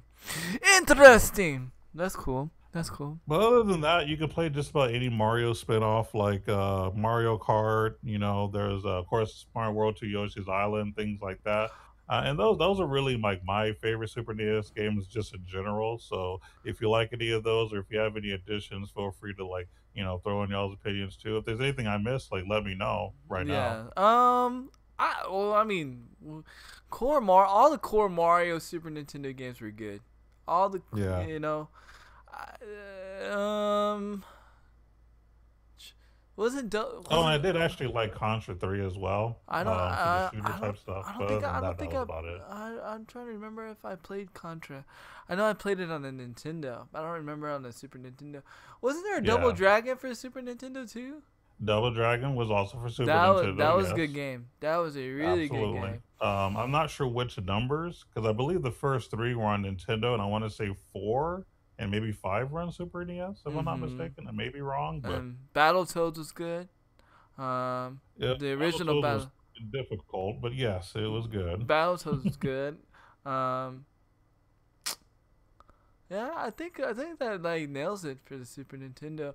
I know if I got my wife. Oh, I know. I'm just set this out for my wife because she likes this game. She likes Earth Defense Force, and that's a it's a shooter, to where like it's like a It's a side scroller shooter.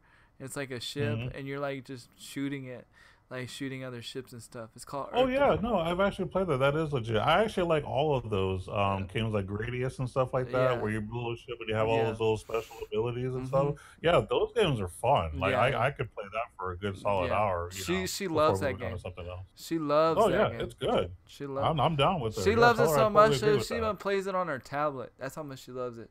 She plays it Oh on her wow. tablet, and she even plays it on the Xbox One because I do have, you know, for those that don't know and are new to the podcast, I do have an emulator on my Xbox One, and I do have an emulator on the tablet. And that's where my wife mostly spends most of her time. Now my wife's got into the mobile gaming world. Shout outs Nice. to OG, but she's actually playing Mario Run. Surprisingly, Oh, Super Mario Run. Yeah, that's pretty popular. Yeah. she loves that game. You know, I gotta put this on blast. I was on Facebook the other day, and your girlfriend posted something on Facebook about mobile gamers not being real gamers, and I was like, wait a Uh-oh. minute. I was like, wait a minute, I probably didn't see that. because okay, so this, or maybe it was Clash of Clans, right? So it was a meme, and it said, Okay. I think it said gamer. He said the game he played, and then the other guy said, "Yeah, I'm a gamer. I play Clash of Clans." And then they shook hands, and then afterwards, you see the other guy like washing his hands. Like that's not a real gamer. He plays Clash of Clans. And I was like, wait a minute. But OG plays, so I was just like, interesting. So I'm curious to what she thinks. Maybe she's just hating on the game itself. Maybe she's hating. possibly? Maybe she's hating. But Clash of Clans. I mean, it's not my kind of game. But Clash of Clans is a pretty in-depth game, and they have a pretty, in-depth community. Huh. So Yeah. I know mean, I my didn't even know that, to be honest. Like, my I haven't really paid a lot of attention to Facebook lately, so my it's my own fault. But yeah my what is it? It's my wife's cousin's boyfriend. He plays a lot of Clash of Clans. He's got like probably like one of the top clans in Clash of Clans, and in that Clash Royale, and I'm actually trying to get him like involved in like the actual, because believe it or not, Clash Royale is actually is turning into an esport, and Mhm. I'm trying to get him involved in that because he's like really good at that. He's like Oh, good. he's really really good. Like he spends a lot of time on that. So and trying to get him into that. But the Clash of Clan freaking thing runs deep. Thank y'all for thank you for the biddies. 20, 30, 40, 50, 60. Thank you for the biddies there, boobies. Look at all the biddies. Thank you so much. Thank y'all for the biddies. Thank y'all for the biddies. Yo, more biddies. Thank you so much. 30, 40, 50, 60 biddies. Let the notification play. Look at all the biddies. Thank y'all for the biddies. So, so I don't know. Clash of Clans, like I said, it's not my kind of game. If I'm gonna have to wait for building and stuff, I'd rather play Final Fantasy. Yeah. But Yeah. I think part of the issue too, Uh-huh. well, not really issue, but I think part of the reason she probably made the comment is because my girlfriend did grow up in the time.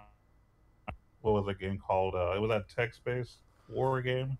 I forgot what it's called already. But I know people who've played it in the past. I've seen it before.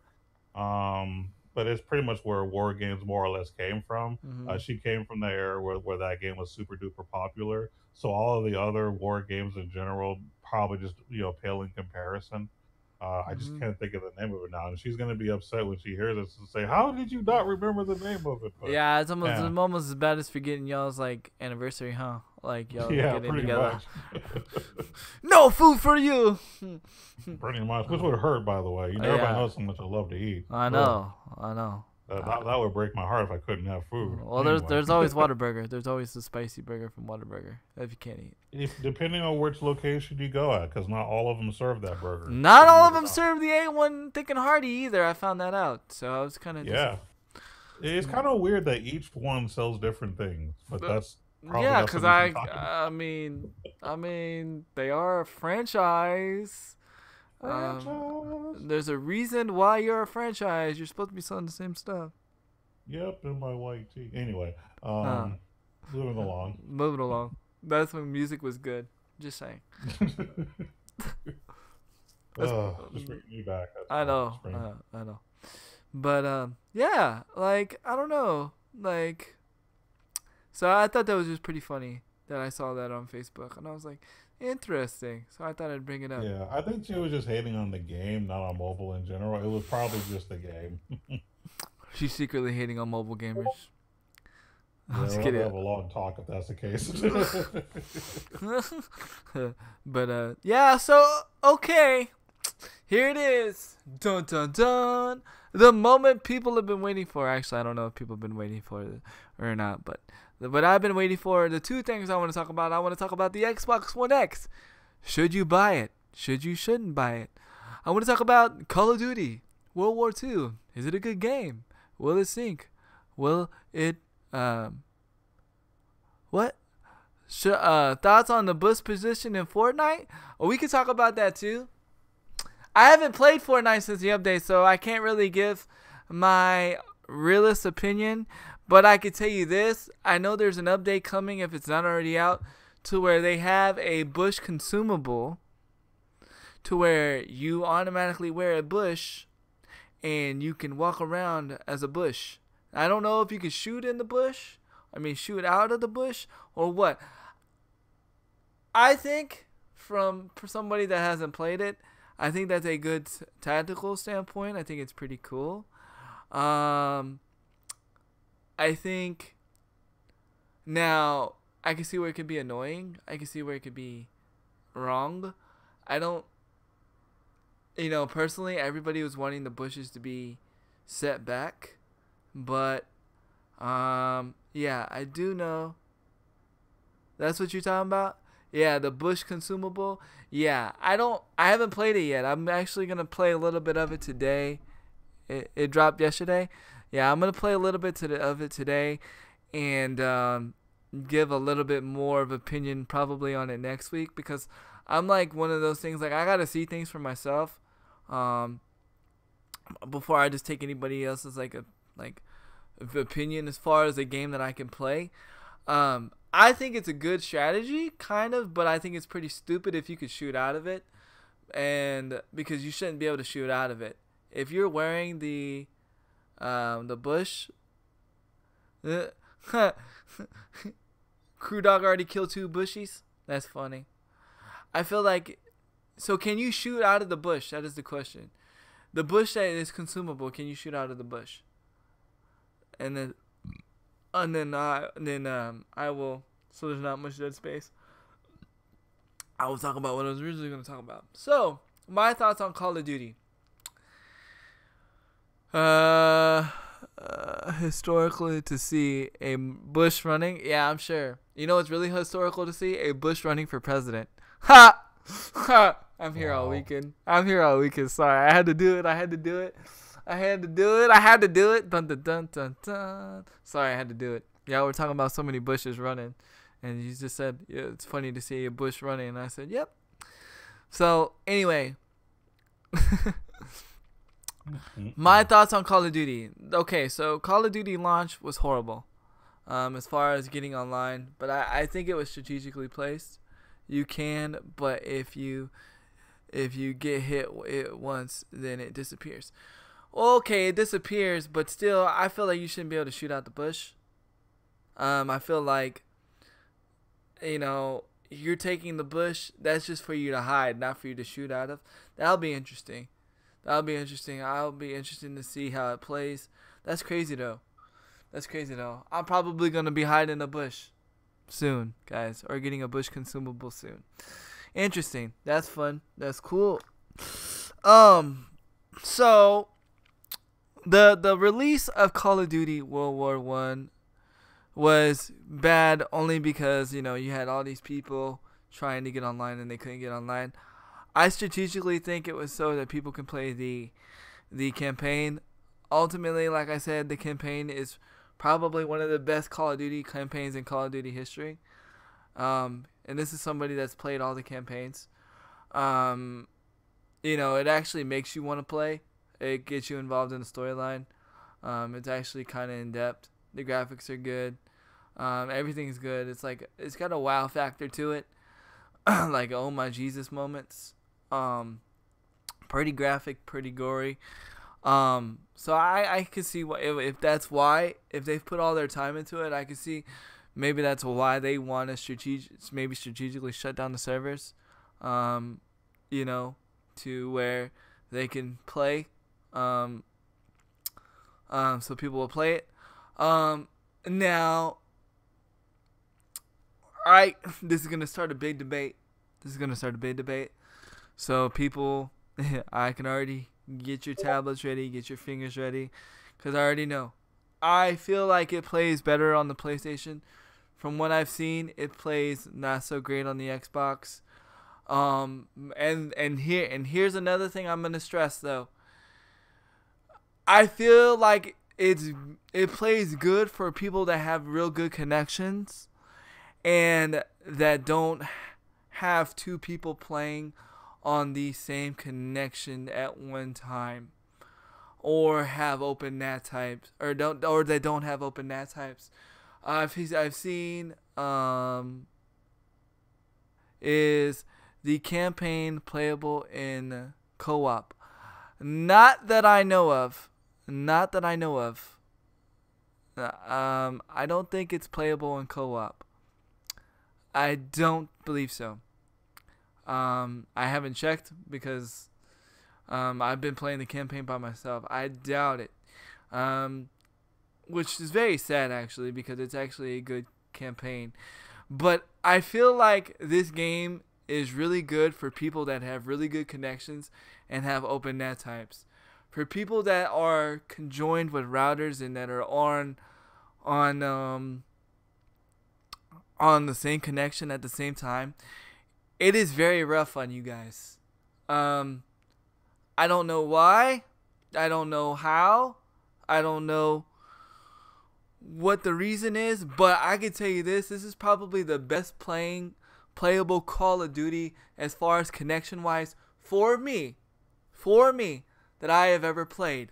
I've actually have played probably some of the best Call of Duty that I've played in Call of Duty history.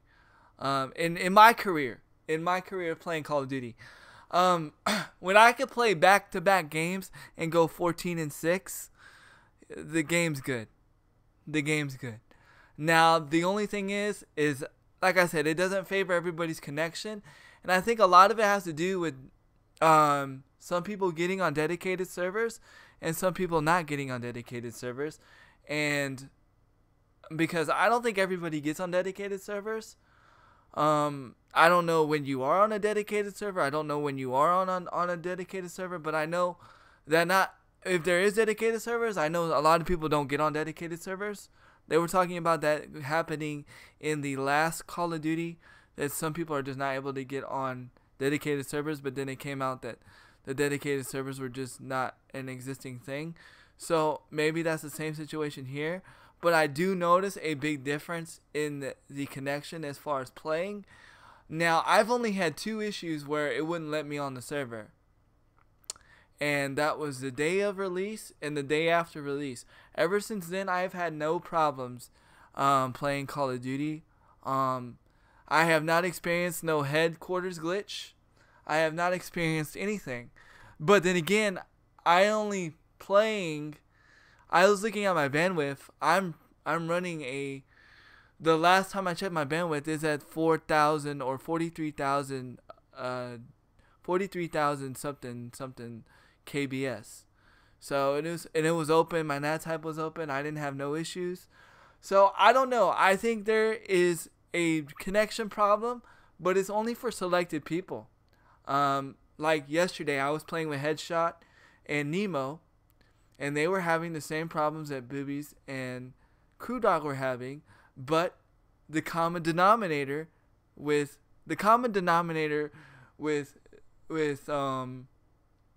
Headshot and Nemo was that their nat type was both strict, and they didn't know how to get their nat type out of strict.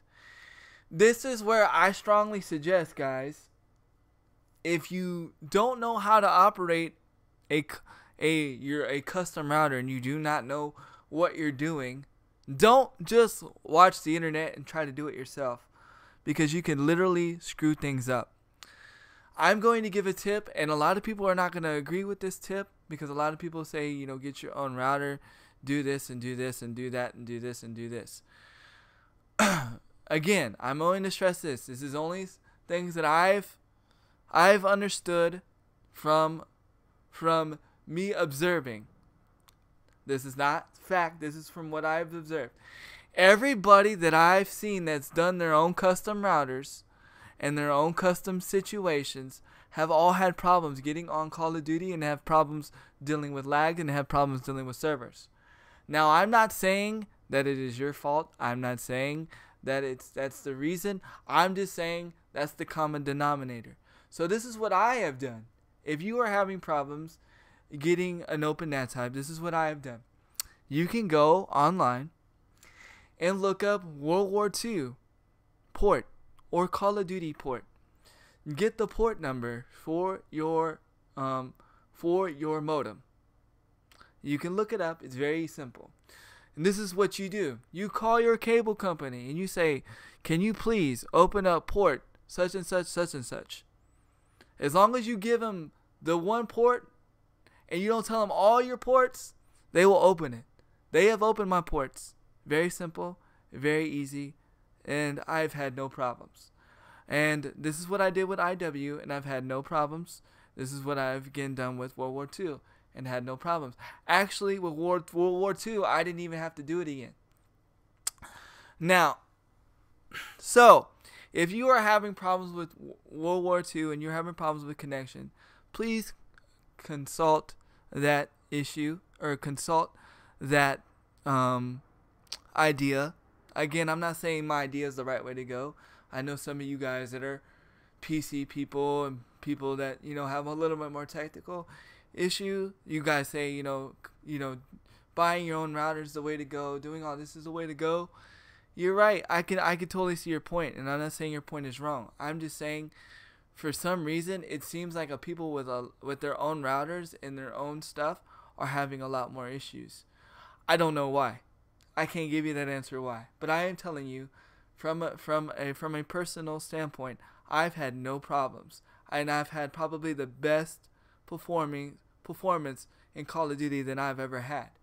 Now, going further on into the game, I feel like the game is very grindy, and you actually get to unlock a lot more stuff. The fact that you have to unlock the nuke, and the fact that you have to do 5 steps to unlock the nuke before you can even compete to get the nuke. For those that don't know, a nuke is when you can get 25 or 30 kills.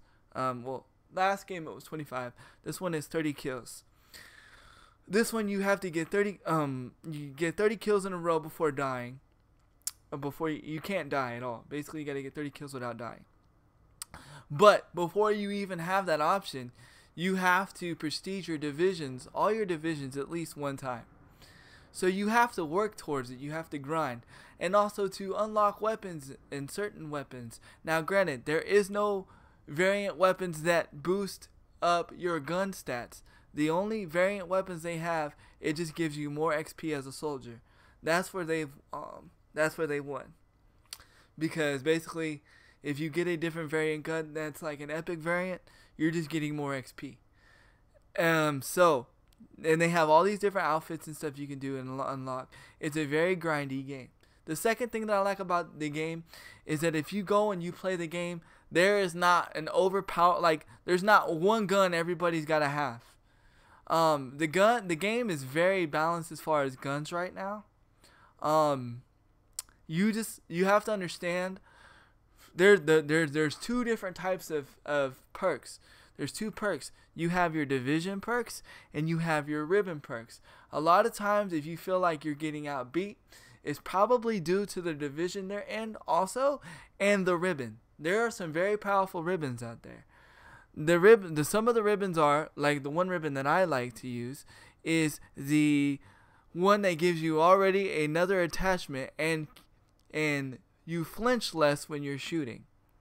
Or you flinch less when you're getting shot at. So, and then there's another one that gives you less sway when you're aiming down sights. That's just a few. There's another one that quiets your footsteps. On top of, you can put these on top of the division, which your division already gives you 4 perks. So if you think about it, you have a chance of getting 4 to 5 perks. It's all about mix and matching the best chemistry for you and how you play. And that's where I feel like the game is another win, is they've added more chemistry to the game to where you can like really become a really good soldier if you have the right chemistry as far as what you mix and match and put together. But if you strip all that stuff away, the guns are very balanced. I can go and take out somebody with a bar with a PSPH or whatever you call it. I think it's a very good game. I think it's probably, I wouldn't say it's the best Call of Duty in history, but it's something that we needed. It's something that we needed. It's something that is good. Now, I feel bad for you Xbox people. I know some of you guys are, trashing on Xbox and you feel that, it's trash and you guys are having a hard time. Again, I stated this a couple of episodes back that it was going to play better on the PlayStation 4. I don't know why. It just is. It just has. And take it from somebody that plays both systems. I don't know why. It's probably because compared to the Xbox One, I'm not talking about the Xbox One X. I'm talking about the Xbox One. Because the PlayStation is able to produce more frames than the Xbox One. And so when you are able to produce more frames than another system, you ultimately have a smoother experience. See, your actual lag is sometimes not necessarily connection based. It's actually more or less frames and the frame stretching. It's like if you take a movie, a videotape of a movie, and you stretch it out or you pause it and you slowly go frame by frame, how slow it is. Well, that's what happens.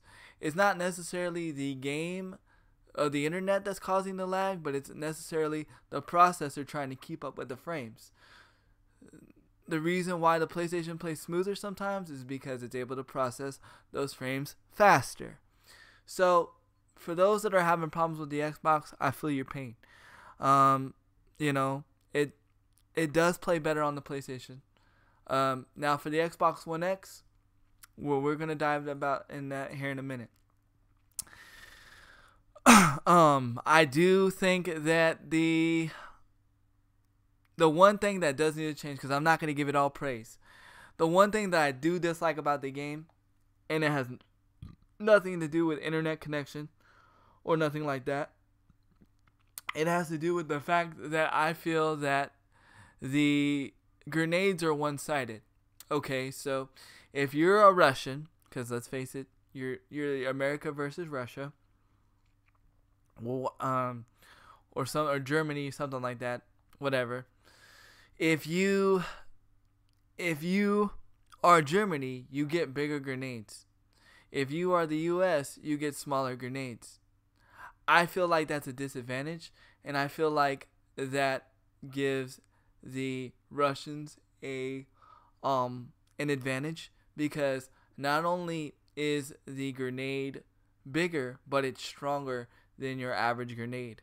Mind you, I'll throw a American grenade at the enemy, and it will blow up, and I'll get a hit marker. I throw a Russian grenade at that same enemy at the same spot, and I'll kill that guy. that's where I feel like the game is imbalanced, and I feel like they need to fix that. The other part where they need to fix is the the espionage ribbon. I can't say it right. Espionage. Thank you. I was hoping you didn't fall. Say something. Sorry, my bad. I'm sorry, man. No, you're good. Okay. So the espionage ribbon is broken, and what do I mean by broken is glitched. Basically, if you are on free for all and somebody is using the espionage map or ribbon, it actually shows it for everybody else, to where everybody has espionage. For those that don't know, espionage is it shows you injured people on the map, but it also shows it up for the whole team. So that could be a very powerful thing, but it's also broken in so many ways, because in free for all it shouldn't show you for everybody else that doesn't have the espionage ribbon. It only should show it for the one person and the one person only. So there are some things about the game, but surprisingly enough, I can't sit there and complain about lag and all these other things that other people are complaining about, because I haven't experienced much lag, if any. The only time I experienced lag was when the launch came out. So, all the other stuff I can complain about is the stuff that they can actually fix, and that has to do with coding. I really think the guns are pretty balanced right now. Other than that, I think Call of Duty, I think this is going to be a good year. I think this is going to be a good year for me for Call of Duty. I'm actually looking forward to compete competitively in COD this year. That's how confident I am. With my buddies and GBs. Like I said, when I can go back-to-back positive games, those that watch me, y'all know I don't go positive much. On this game, I go positive. I got 24 kills in one game, OG. 24 kills. Nice. Yeah. It's been clipped. I feel like I can get it. I feel like I can get a nuke in this game. That's how confident I've become in this game. I feel like it's that good. So I feel like it's gonna be a good game. Nah, there's gonna be skeptics. People are gonna say it sucks. It is what it is. But coming from somebody that is pretty harsh on Call of Duty a lot, I feel like this is going to be a good game. OG, do you have anything to say before I go dive into my next topic of Xbox? Well, as far as Call of Duty is concerned, I mean, obviously, y'all know I really don't play Call of Duty, not because I think it's bad, it's just not something I'm into. So it's hard for me to really get into it. I mean, I guess the best thing I can say is shout out to Sony for actually making a better play on. Yeah. Because, that basically it gives Sony bragging rights, more or less. But that's really all I would have to say on that subject, though. Yeah, you got to give high five to Sony. Yeah, it's to the point that I'm not even gonna buy it on Xbox. Here's a little side quest. I'm holding out to buy it on Xbox because PUBG is officially coming out on Xbox December 12th. So there's no reason for me to buy Call of Duty for Xbox, because I'm gonna be playing PUBG on Xbox December 12th. So that's a little side note. I didn't really talk about it because those that were in my stream last Wednesday, that when we didn't do the podcast, but we still played games and kind of did our own little mini podcast, I let you guys know. But here we are, the Xbox One X. And now I'm giving you my review of the Xbox One X from a viewer standpoint, from somebody that has watched it on Twitch, from somebody that has watched somebody stream it on Twitch. And this is for the person, for the one that wants to buy the Xbox One X and maybe not have the money. This is not for the person that has a lot of money and can just buy it and just because he can. Okay? This is for the person that is gaming on a budget. This is a person that is like wondering, should I buy this? Should I go and trade in my Xbox One because it's better? Should I go and tell my mommy and daddy, or should I go and tell my family member This is what I want for Christmas. I gotta have it for Christmas because I can't afford it and I really need it. It's good. It's what I need to succeed in gaming. This is that review. So it's gonna be a little harsh, okay? Because I'm just gonna keep it real. The Xbox One X is out. I like it. I think it's cool. It's cool. It's pretty neat. I've done a lot of research from it. You cannot buy a PC for as much power as the Xbox One X has for the price of $499. You cannot buy a PC for that price that streams 4K. I've checked and done research. So, right there, you're getting a bargain. So, if you want something that streams 4K and you're about 4K gaming, then yeah, you there's a bargain there because you can't build a PC for that price. You really can't. In fact, I watched somebody price it, build it online, live, on stream on YouTube, and it's still priced out to over $700. And so with the Xbox One X, you're only paying $400. So for the ones that are like, you got the money and you want like the major game, you want the best gaming console, yes, get you an Xbox One X. But like I said, this is for the budget gamer. And this is from a viewer standpoint. Honestly, from watching it on Twitch, it didn't look that much different to me. It looked the same. The blackers looked a little bit blacker. Stuff like that. It did look like it had less lag. A little bit. But it's now a little bit of less lag compared to no lag. Is that worth going out and you got to think to yourself, is that worth going out and spending $400 on? In my opinion, no. You're basically just buying a better processor and a cooling system.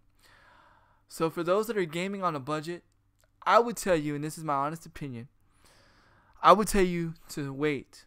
If it's something that you really want and you gotta have, wait till GameStop does that thing that I was talking about earlier in the episode where they do 50% towards a trade. Wait before it drops down on price. Because $400 just for a better cooling system and a better graphic and a better graphics and only a little bit less lag, to me is not worth $400. Because to just get a sharper image and a clearer image or deeper blacks or smoother textures, in my opinion, is not worth $400. Now, if you were sitting there telling me, yeah, I'm getting 120 frames per second, you know what I'm saying, on 1080p, you know what I'm saying, or like I have no heat, but the fact that I'm still getting heat from the system, and these are from people that I trust. These are from sources that I trust, and again, these are sources that I watched. I was watching one person's source, and again, let me stress also something to you. You cannot stream the Xbox One X in 4K. Twitch does not support 4K.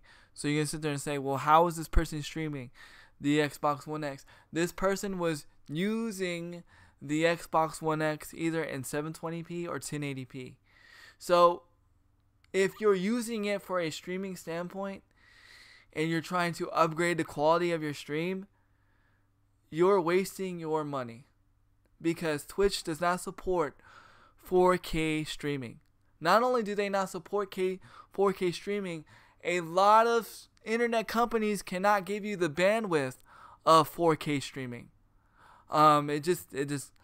There's not the, I'm not saying all the companies can, but the company is very rare. And depending on where you are located, depends on what your speeds are. So so let's say Twitch did support 4K gaming or streaming. They do support 4K gaming, but they don't support 4K streaming. And you're going to sit there and say, well, what does that mean? Well, meaning like you can play, but you can't really stream it. If you look on, there's like really no 4K streamers on Twitch because the platform doesn't support it. The only platform that supports 4K gaming is YouTube. There is a YouTuber right now that is a gamer YouTuber that said that even with his system right now and that he has on his computer, he can't even put 4K content. He plays 4K, but he can't even do 4K content until 2 years later because of his internet and because of everything else. So if you're specifically buying this as a content creator, a content streamer because it's 4K gaming, you're wasting your money right now. You're only going to be able to play 720p, 1080p. And guess what? Your Xbox One already does that. Your Xbox One already does that. Already plays the game. Already plays the game that you need to play. Already does. Now, granted, you do will have a little bit of less lag. But I will stress this to you. Is $400 worth a little bit of less lag? I would do it for no lag. But is it worth a little bit of less lag? For you guys gaming on a budget. Again, I'm talking to the guys gaming on a budget. I'm not talking about the people that got the money to blow $400 and got corporate, work good jobs and stuff like this. I'm talking like people like on me. You know what I'm saying? I'm looking at myself. It's like, is it really worth for me to trade in my Xbox One for an Xbox One X? Is it really worth? Yes, I don't have to buy any games because everything's compatible. My controller's compatible. Everything's compatible. That's where you win. Because you just transfer your games over. It's a done deal. But it's if you're a content creator like me, you are a streamer like me, then it's not worth it because guess what? I can't utilize the 4K. I can't stream in 4K. I can't even play the game in 4K because I don't even have a 4K TV. And I can't even do 4K videos because it requires so much to even make a 4K video. So, again, I will stress it to you guys. In my opinion, and this is coming from a budget gamer standpoint, that you should save your money and wait until 4K gaming is more mainstream. It's just like when the 1080p TVs came out and HD first came out. It wasn't the standard then, right? You didn't need a 1080p TV. You didn't need an HD TV. But now it's the standard. Now you can't watch TV without an HD antenna. You can't watch TV with a regular antenna anymore. The standard is HD 720p. So just wait until that standard becomes mainstream and then get you an Xbox One X. And then by the time that comes, Xbox One X's will be cheap. And again, there you go. That's my review. And if you guys don't remember, 10 episodes ago I said Twitch will not be able to support 4K gaming. Well, now it's confirmed. And for those that that have been in my Discord, I showed you guys in the video. Twitch does not support 4K gaming. So if you're a streamer wanting to do streaming 4K, because you're like, oh yeah, I can do that because I got an Elgato and I can stream to Twitch. Well, get this. If you want to stream with your Elgato, let's say hypothetically, even if you wanted to stream, let's say Twitch could stream 4K gaming and you had an Elgato, you can't even use that Elgato that you have. You cannot use the Elgato HD60. You have to go out and buy a new Elgato that supports 4K. So you literally have to upgrade your whole system if you are a content creator just to even create a 4K video. So I just want to put that. So you'll be spending more than $400 if you are a content creator, or if you you'll be spending more money. Now, if you're just a gamer and you already have a 4K TV and you have the money, then yeah, go ahead. But for a gamer on a budget, I would not recommend the Xbox One X. And that's my review on that. What you got, OG? I know you got some thoughts over there. I heard you. You heard my brain? Is that what that yeah, is? I heard your brain. Sorry. Well, I mean, from the way that it sounds, I mean, clearly it's not the streaming device you would hope for the technology it's supposed to produce. is really a huge disappointment, if you ask me. Not that I'm saying that you should buy the system for the purposes of streaming, but if it's supposed to provide you a certain amount of content with a certain amount of resolution, that amount of resolution should stand no matter what you are doing.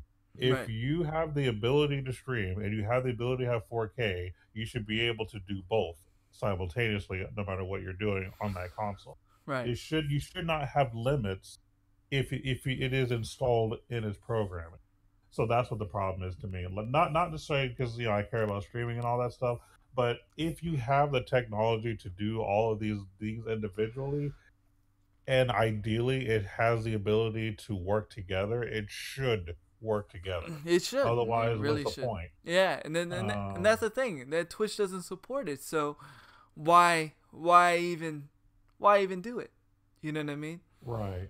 Now, for just the console gaming in general, like, no all streaming aside, Uh, sure.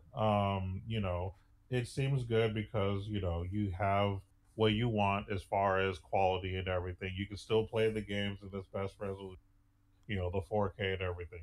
That's fine. You know. So as a system to play games on the highest resolution, that's great. The only thing that it seems to suck at is just streaming, from what you're telling me. I mean, and it doesn't suck. I mean, let me stress this. Like, it's not that it sucks to where the streamer sucks, because the person that I watched, his stream didn't suck, but I'm like this. I'm like this. Like, this is because I'm thinking from a business standpoint, right? You know what I mean? I'm like, you're playing the Xbox One X. You just, like, this is from my, I'm thinking, right? I'm thinking from an investment. I'm thinking, okay, I spent the Xbox One X, money on the Xbox One X, but I'm still having to stream in 720p or 1080p. That sucks. To me, from my standpoint, from me being a personal, just me being personal, I feel like I wasted my money. From me, Right. because I want to have that wow factor.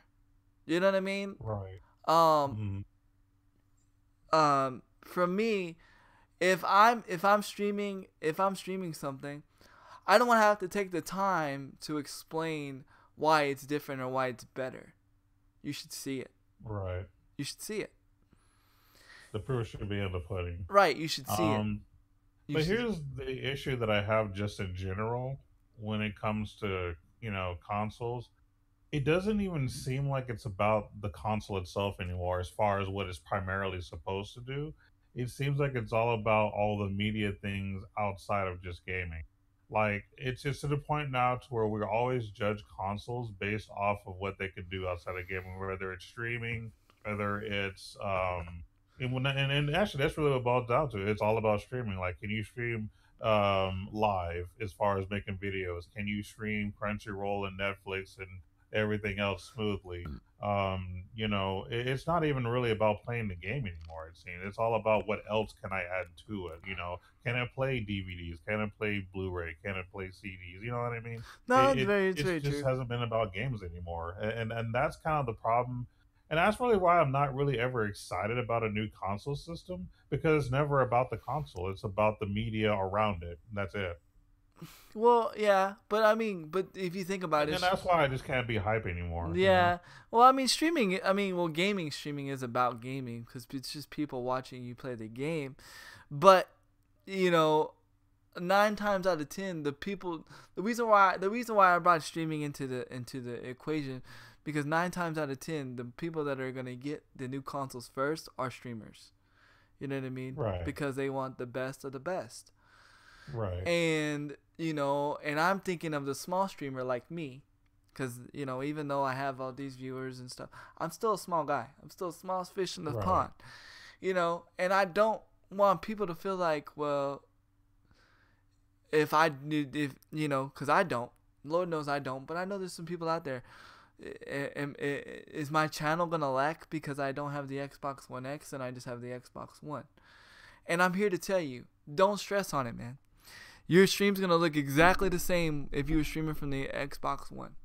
you're going to have to explain to them how it looks different on your side than on the other side, because your stream, what you're producing out and what they're seeing is going to be two different things.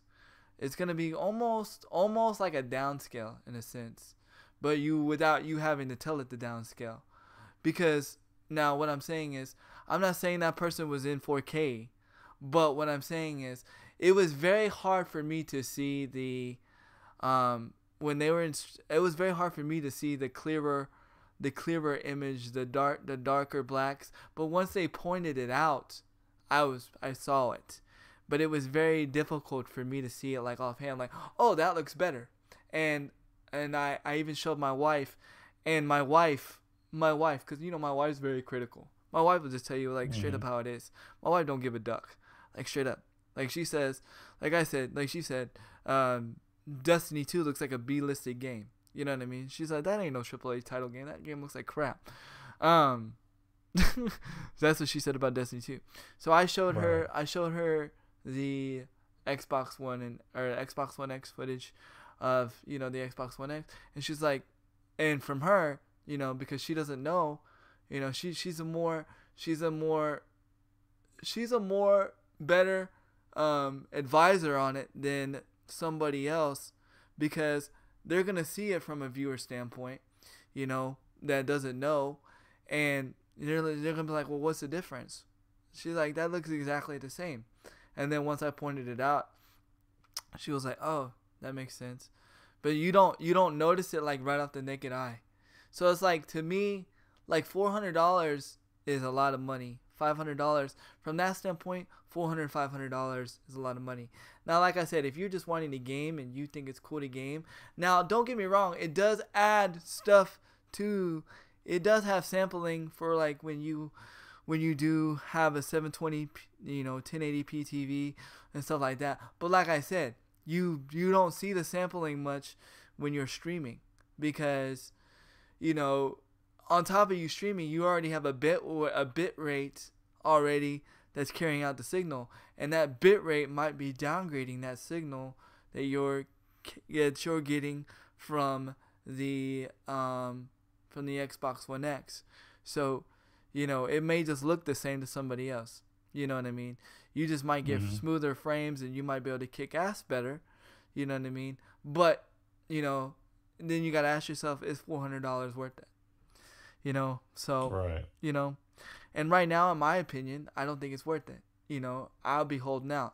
The only way I'll be getting the Xbox One X is if they say, Handy, you have to get this game to play the Xbox One X. I mean, to play this game, you have to have the Xbox One X.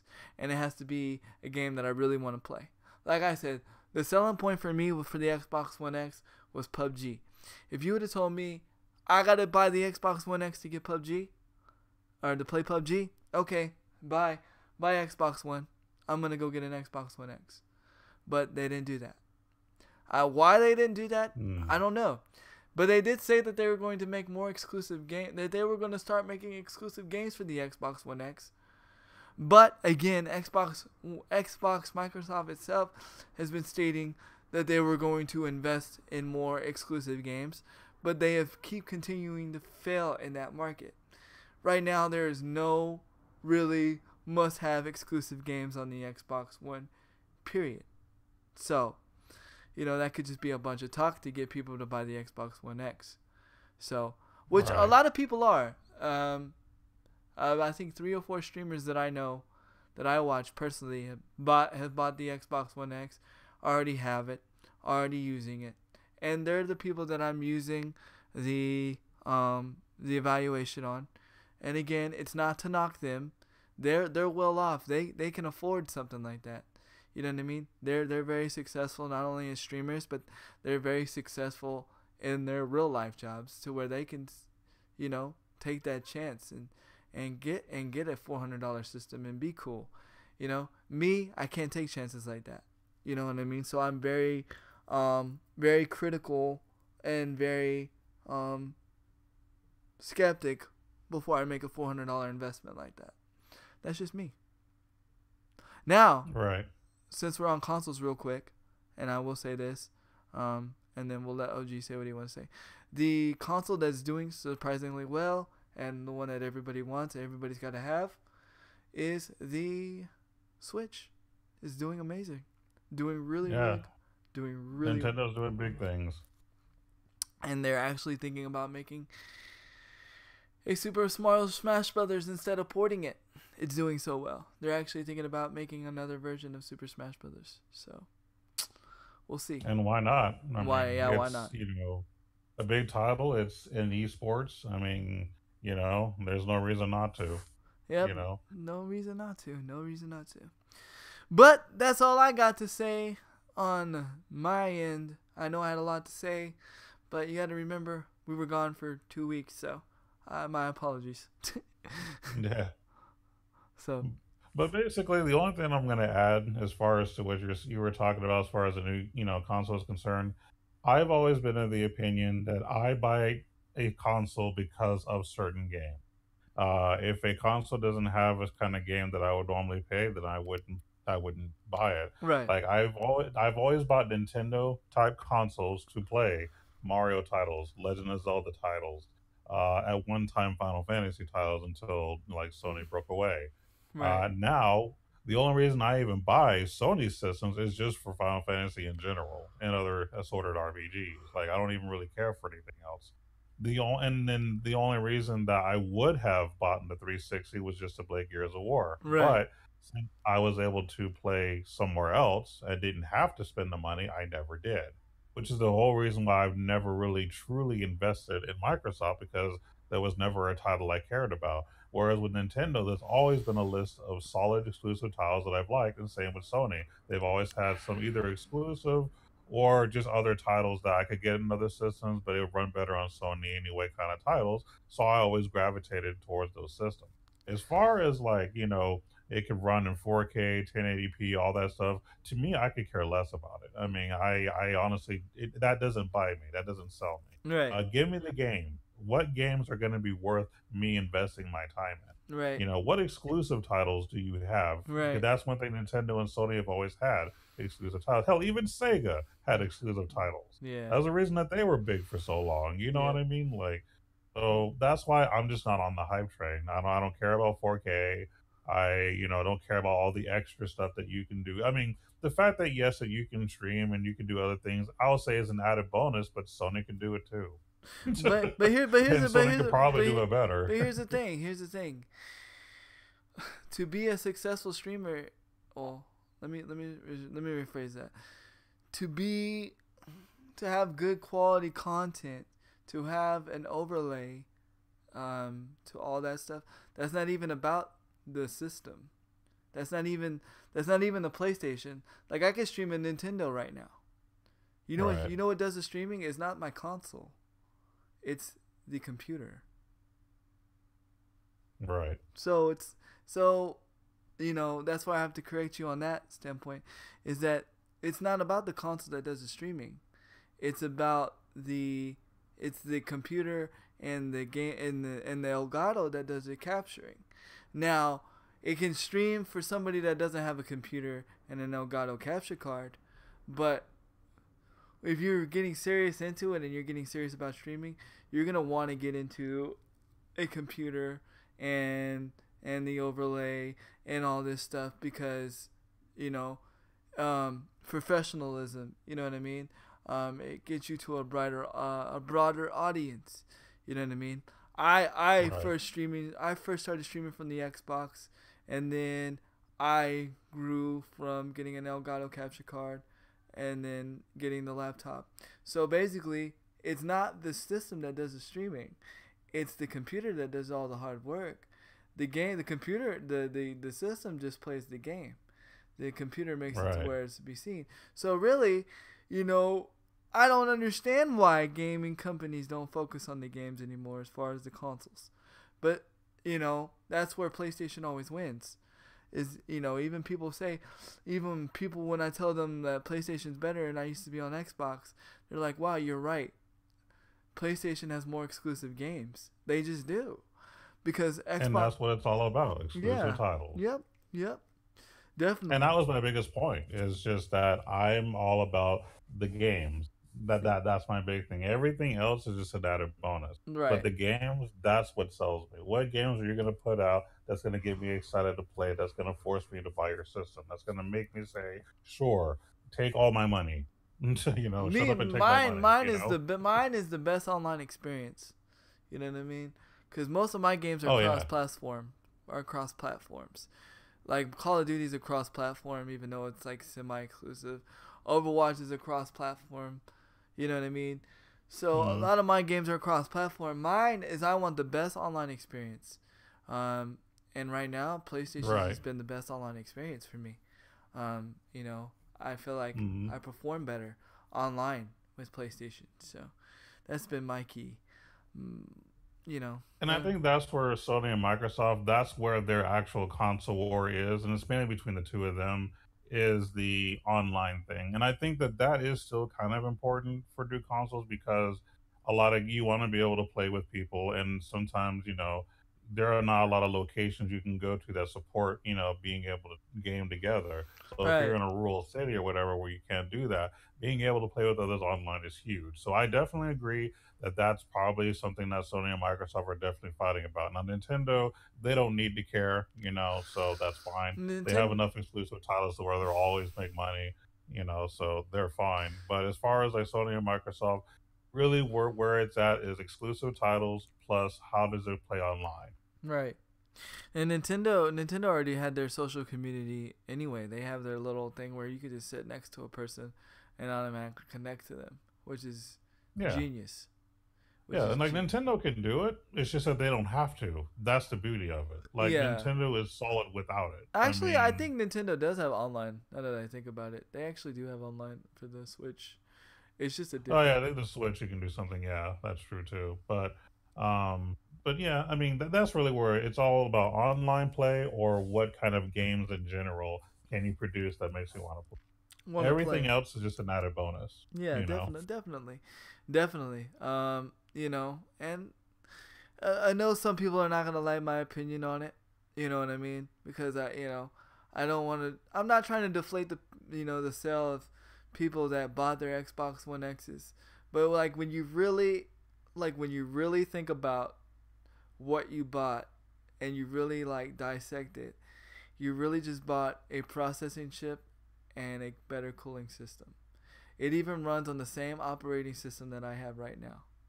It runs even the back of the play, even the back of the Xbox is the same back, like the same hookups, the same. Everything is identical. The only thing that is different, OG, is the processor and the cooling system. That's it. The only thing. Yeah. So you really got to think about it. Is it worth it? You know what I mean? And that's just what I wanna. That's what I want to do. I just got to deflate the hype a little bit because some people they go out of their way and they spend all this money and then they get disappointed. And it's like I want to save. I want to maybe help that person make a wiser decision before because a lot of people will hype it up. Oh, I was able to do this because of this and I was able to do that because of that. Okay, yeah, but it's not like a night and day situation. It's a very gray situation because it also depends on your internet connection. It also depends on what location you're at. It also depends on um, the time of day you're playing. It also depends on. It depends on. There's a lot of factors when it comes to connection, and how good an actual system runs better.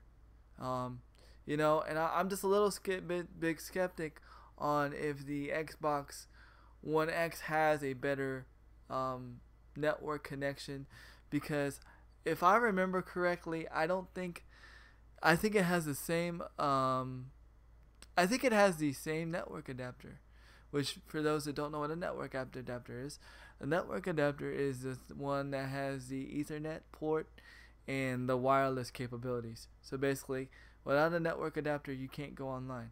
So if I'm almost certain that it's the same network adapter. I don't think they upgraded the network adapter. Like I said, the main thing they upgraded was the processor and the cooling system. here's a better way to think about this for a second.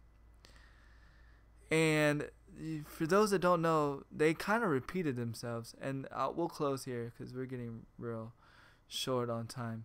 The Xbox 360 was the first console, and then they had the Xbox 360 Elite. And if you guys remember the Xbox 360 Elite, all that was an Xbox with a better cooling system. It didn't have a better processor, but it had a better cooling system. This is the same situation, but just different.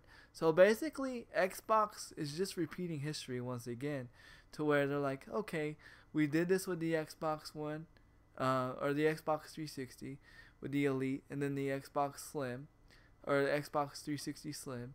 So let's start doing this with the consoles of the Xbox One. They already did it. They did the Xbox One S, and now they're doing the Xbox One X. I guarantee they'll probably one more altercation to the one before they come out with another generation. But you guys realize you guys are just buying into a cycle.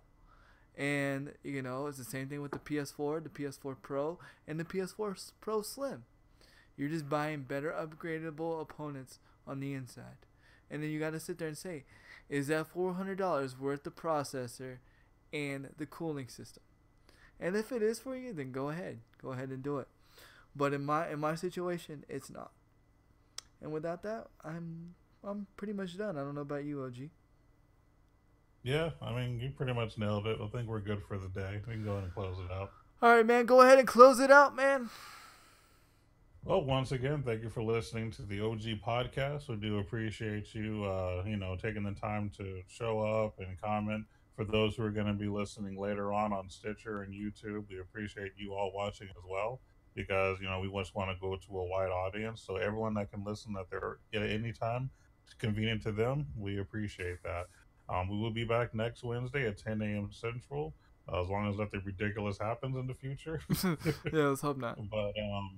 But yeah, we'll definitely be back there next time. And then, of course, tomorrow, your boy Handy will be on Able Gamers, streaming over there.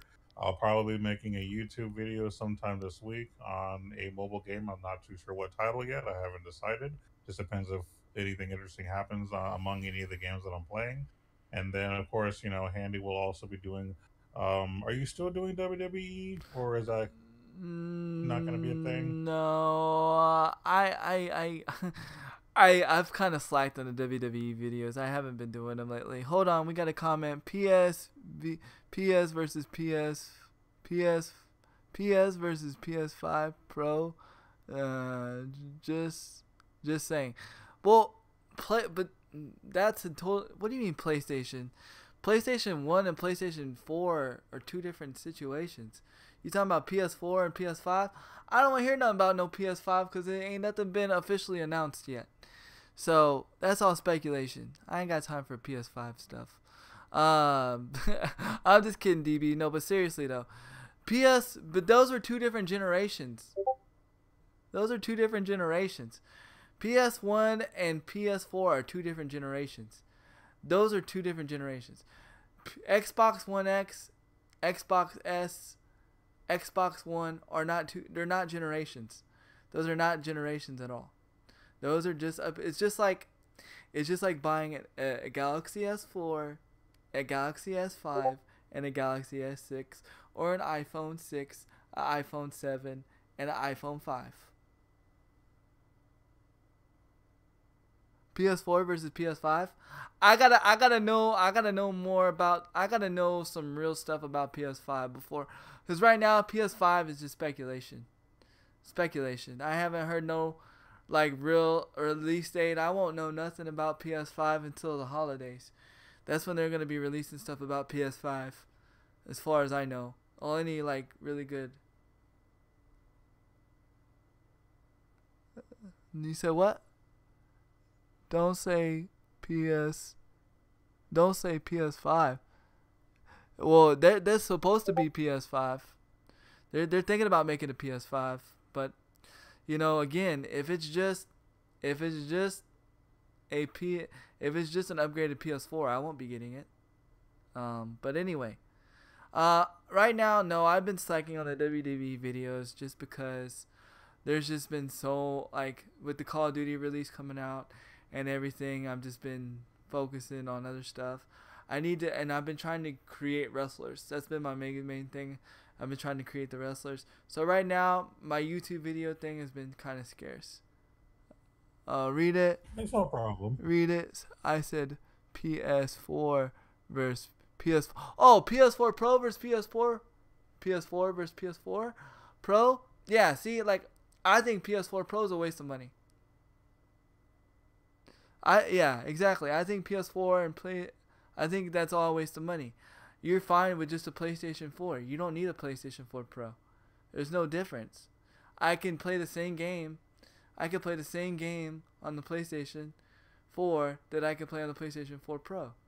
It's the same. It's the same nonsense. You know, I don't need it. It's not something that I absolutely need. I could play Call of Duty just the same way. I could play Fortnite just the same way. Just to give me 10 extra frames? I'm good. But go ahead. Sorry, OG. You can finish. No problem. Yeah, we do need to go. As I do actually have to go to work, everyone. So again, thanks for watching and listening, and we'll be seeing you guys next week. Just keep on watching Handy on Twitch and keep watching OG Crunks on YouTube. You guys take it easy. Later. Nice. And don't forget, I will be on Able Gamers channel tomorrow. Probably streaming Fortnite.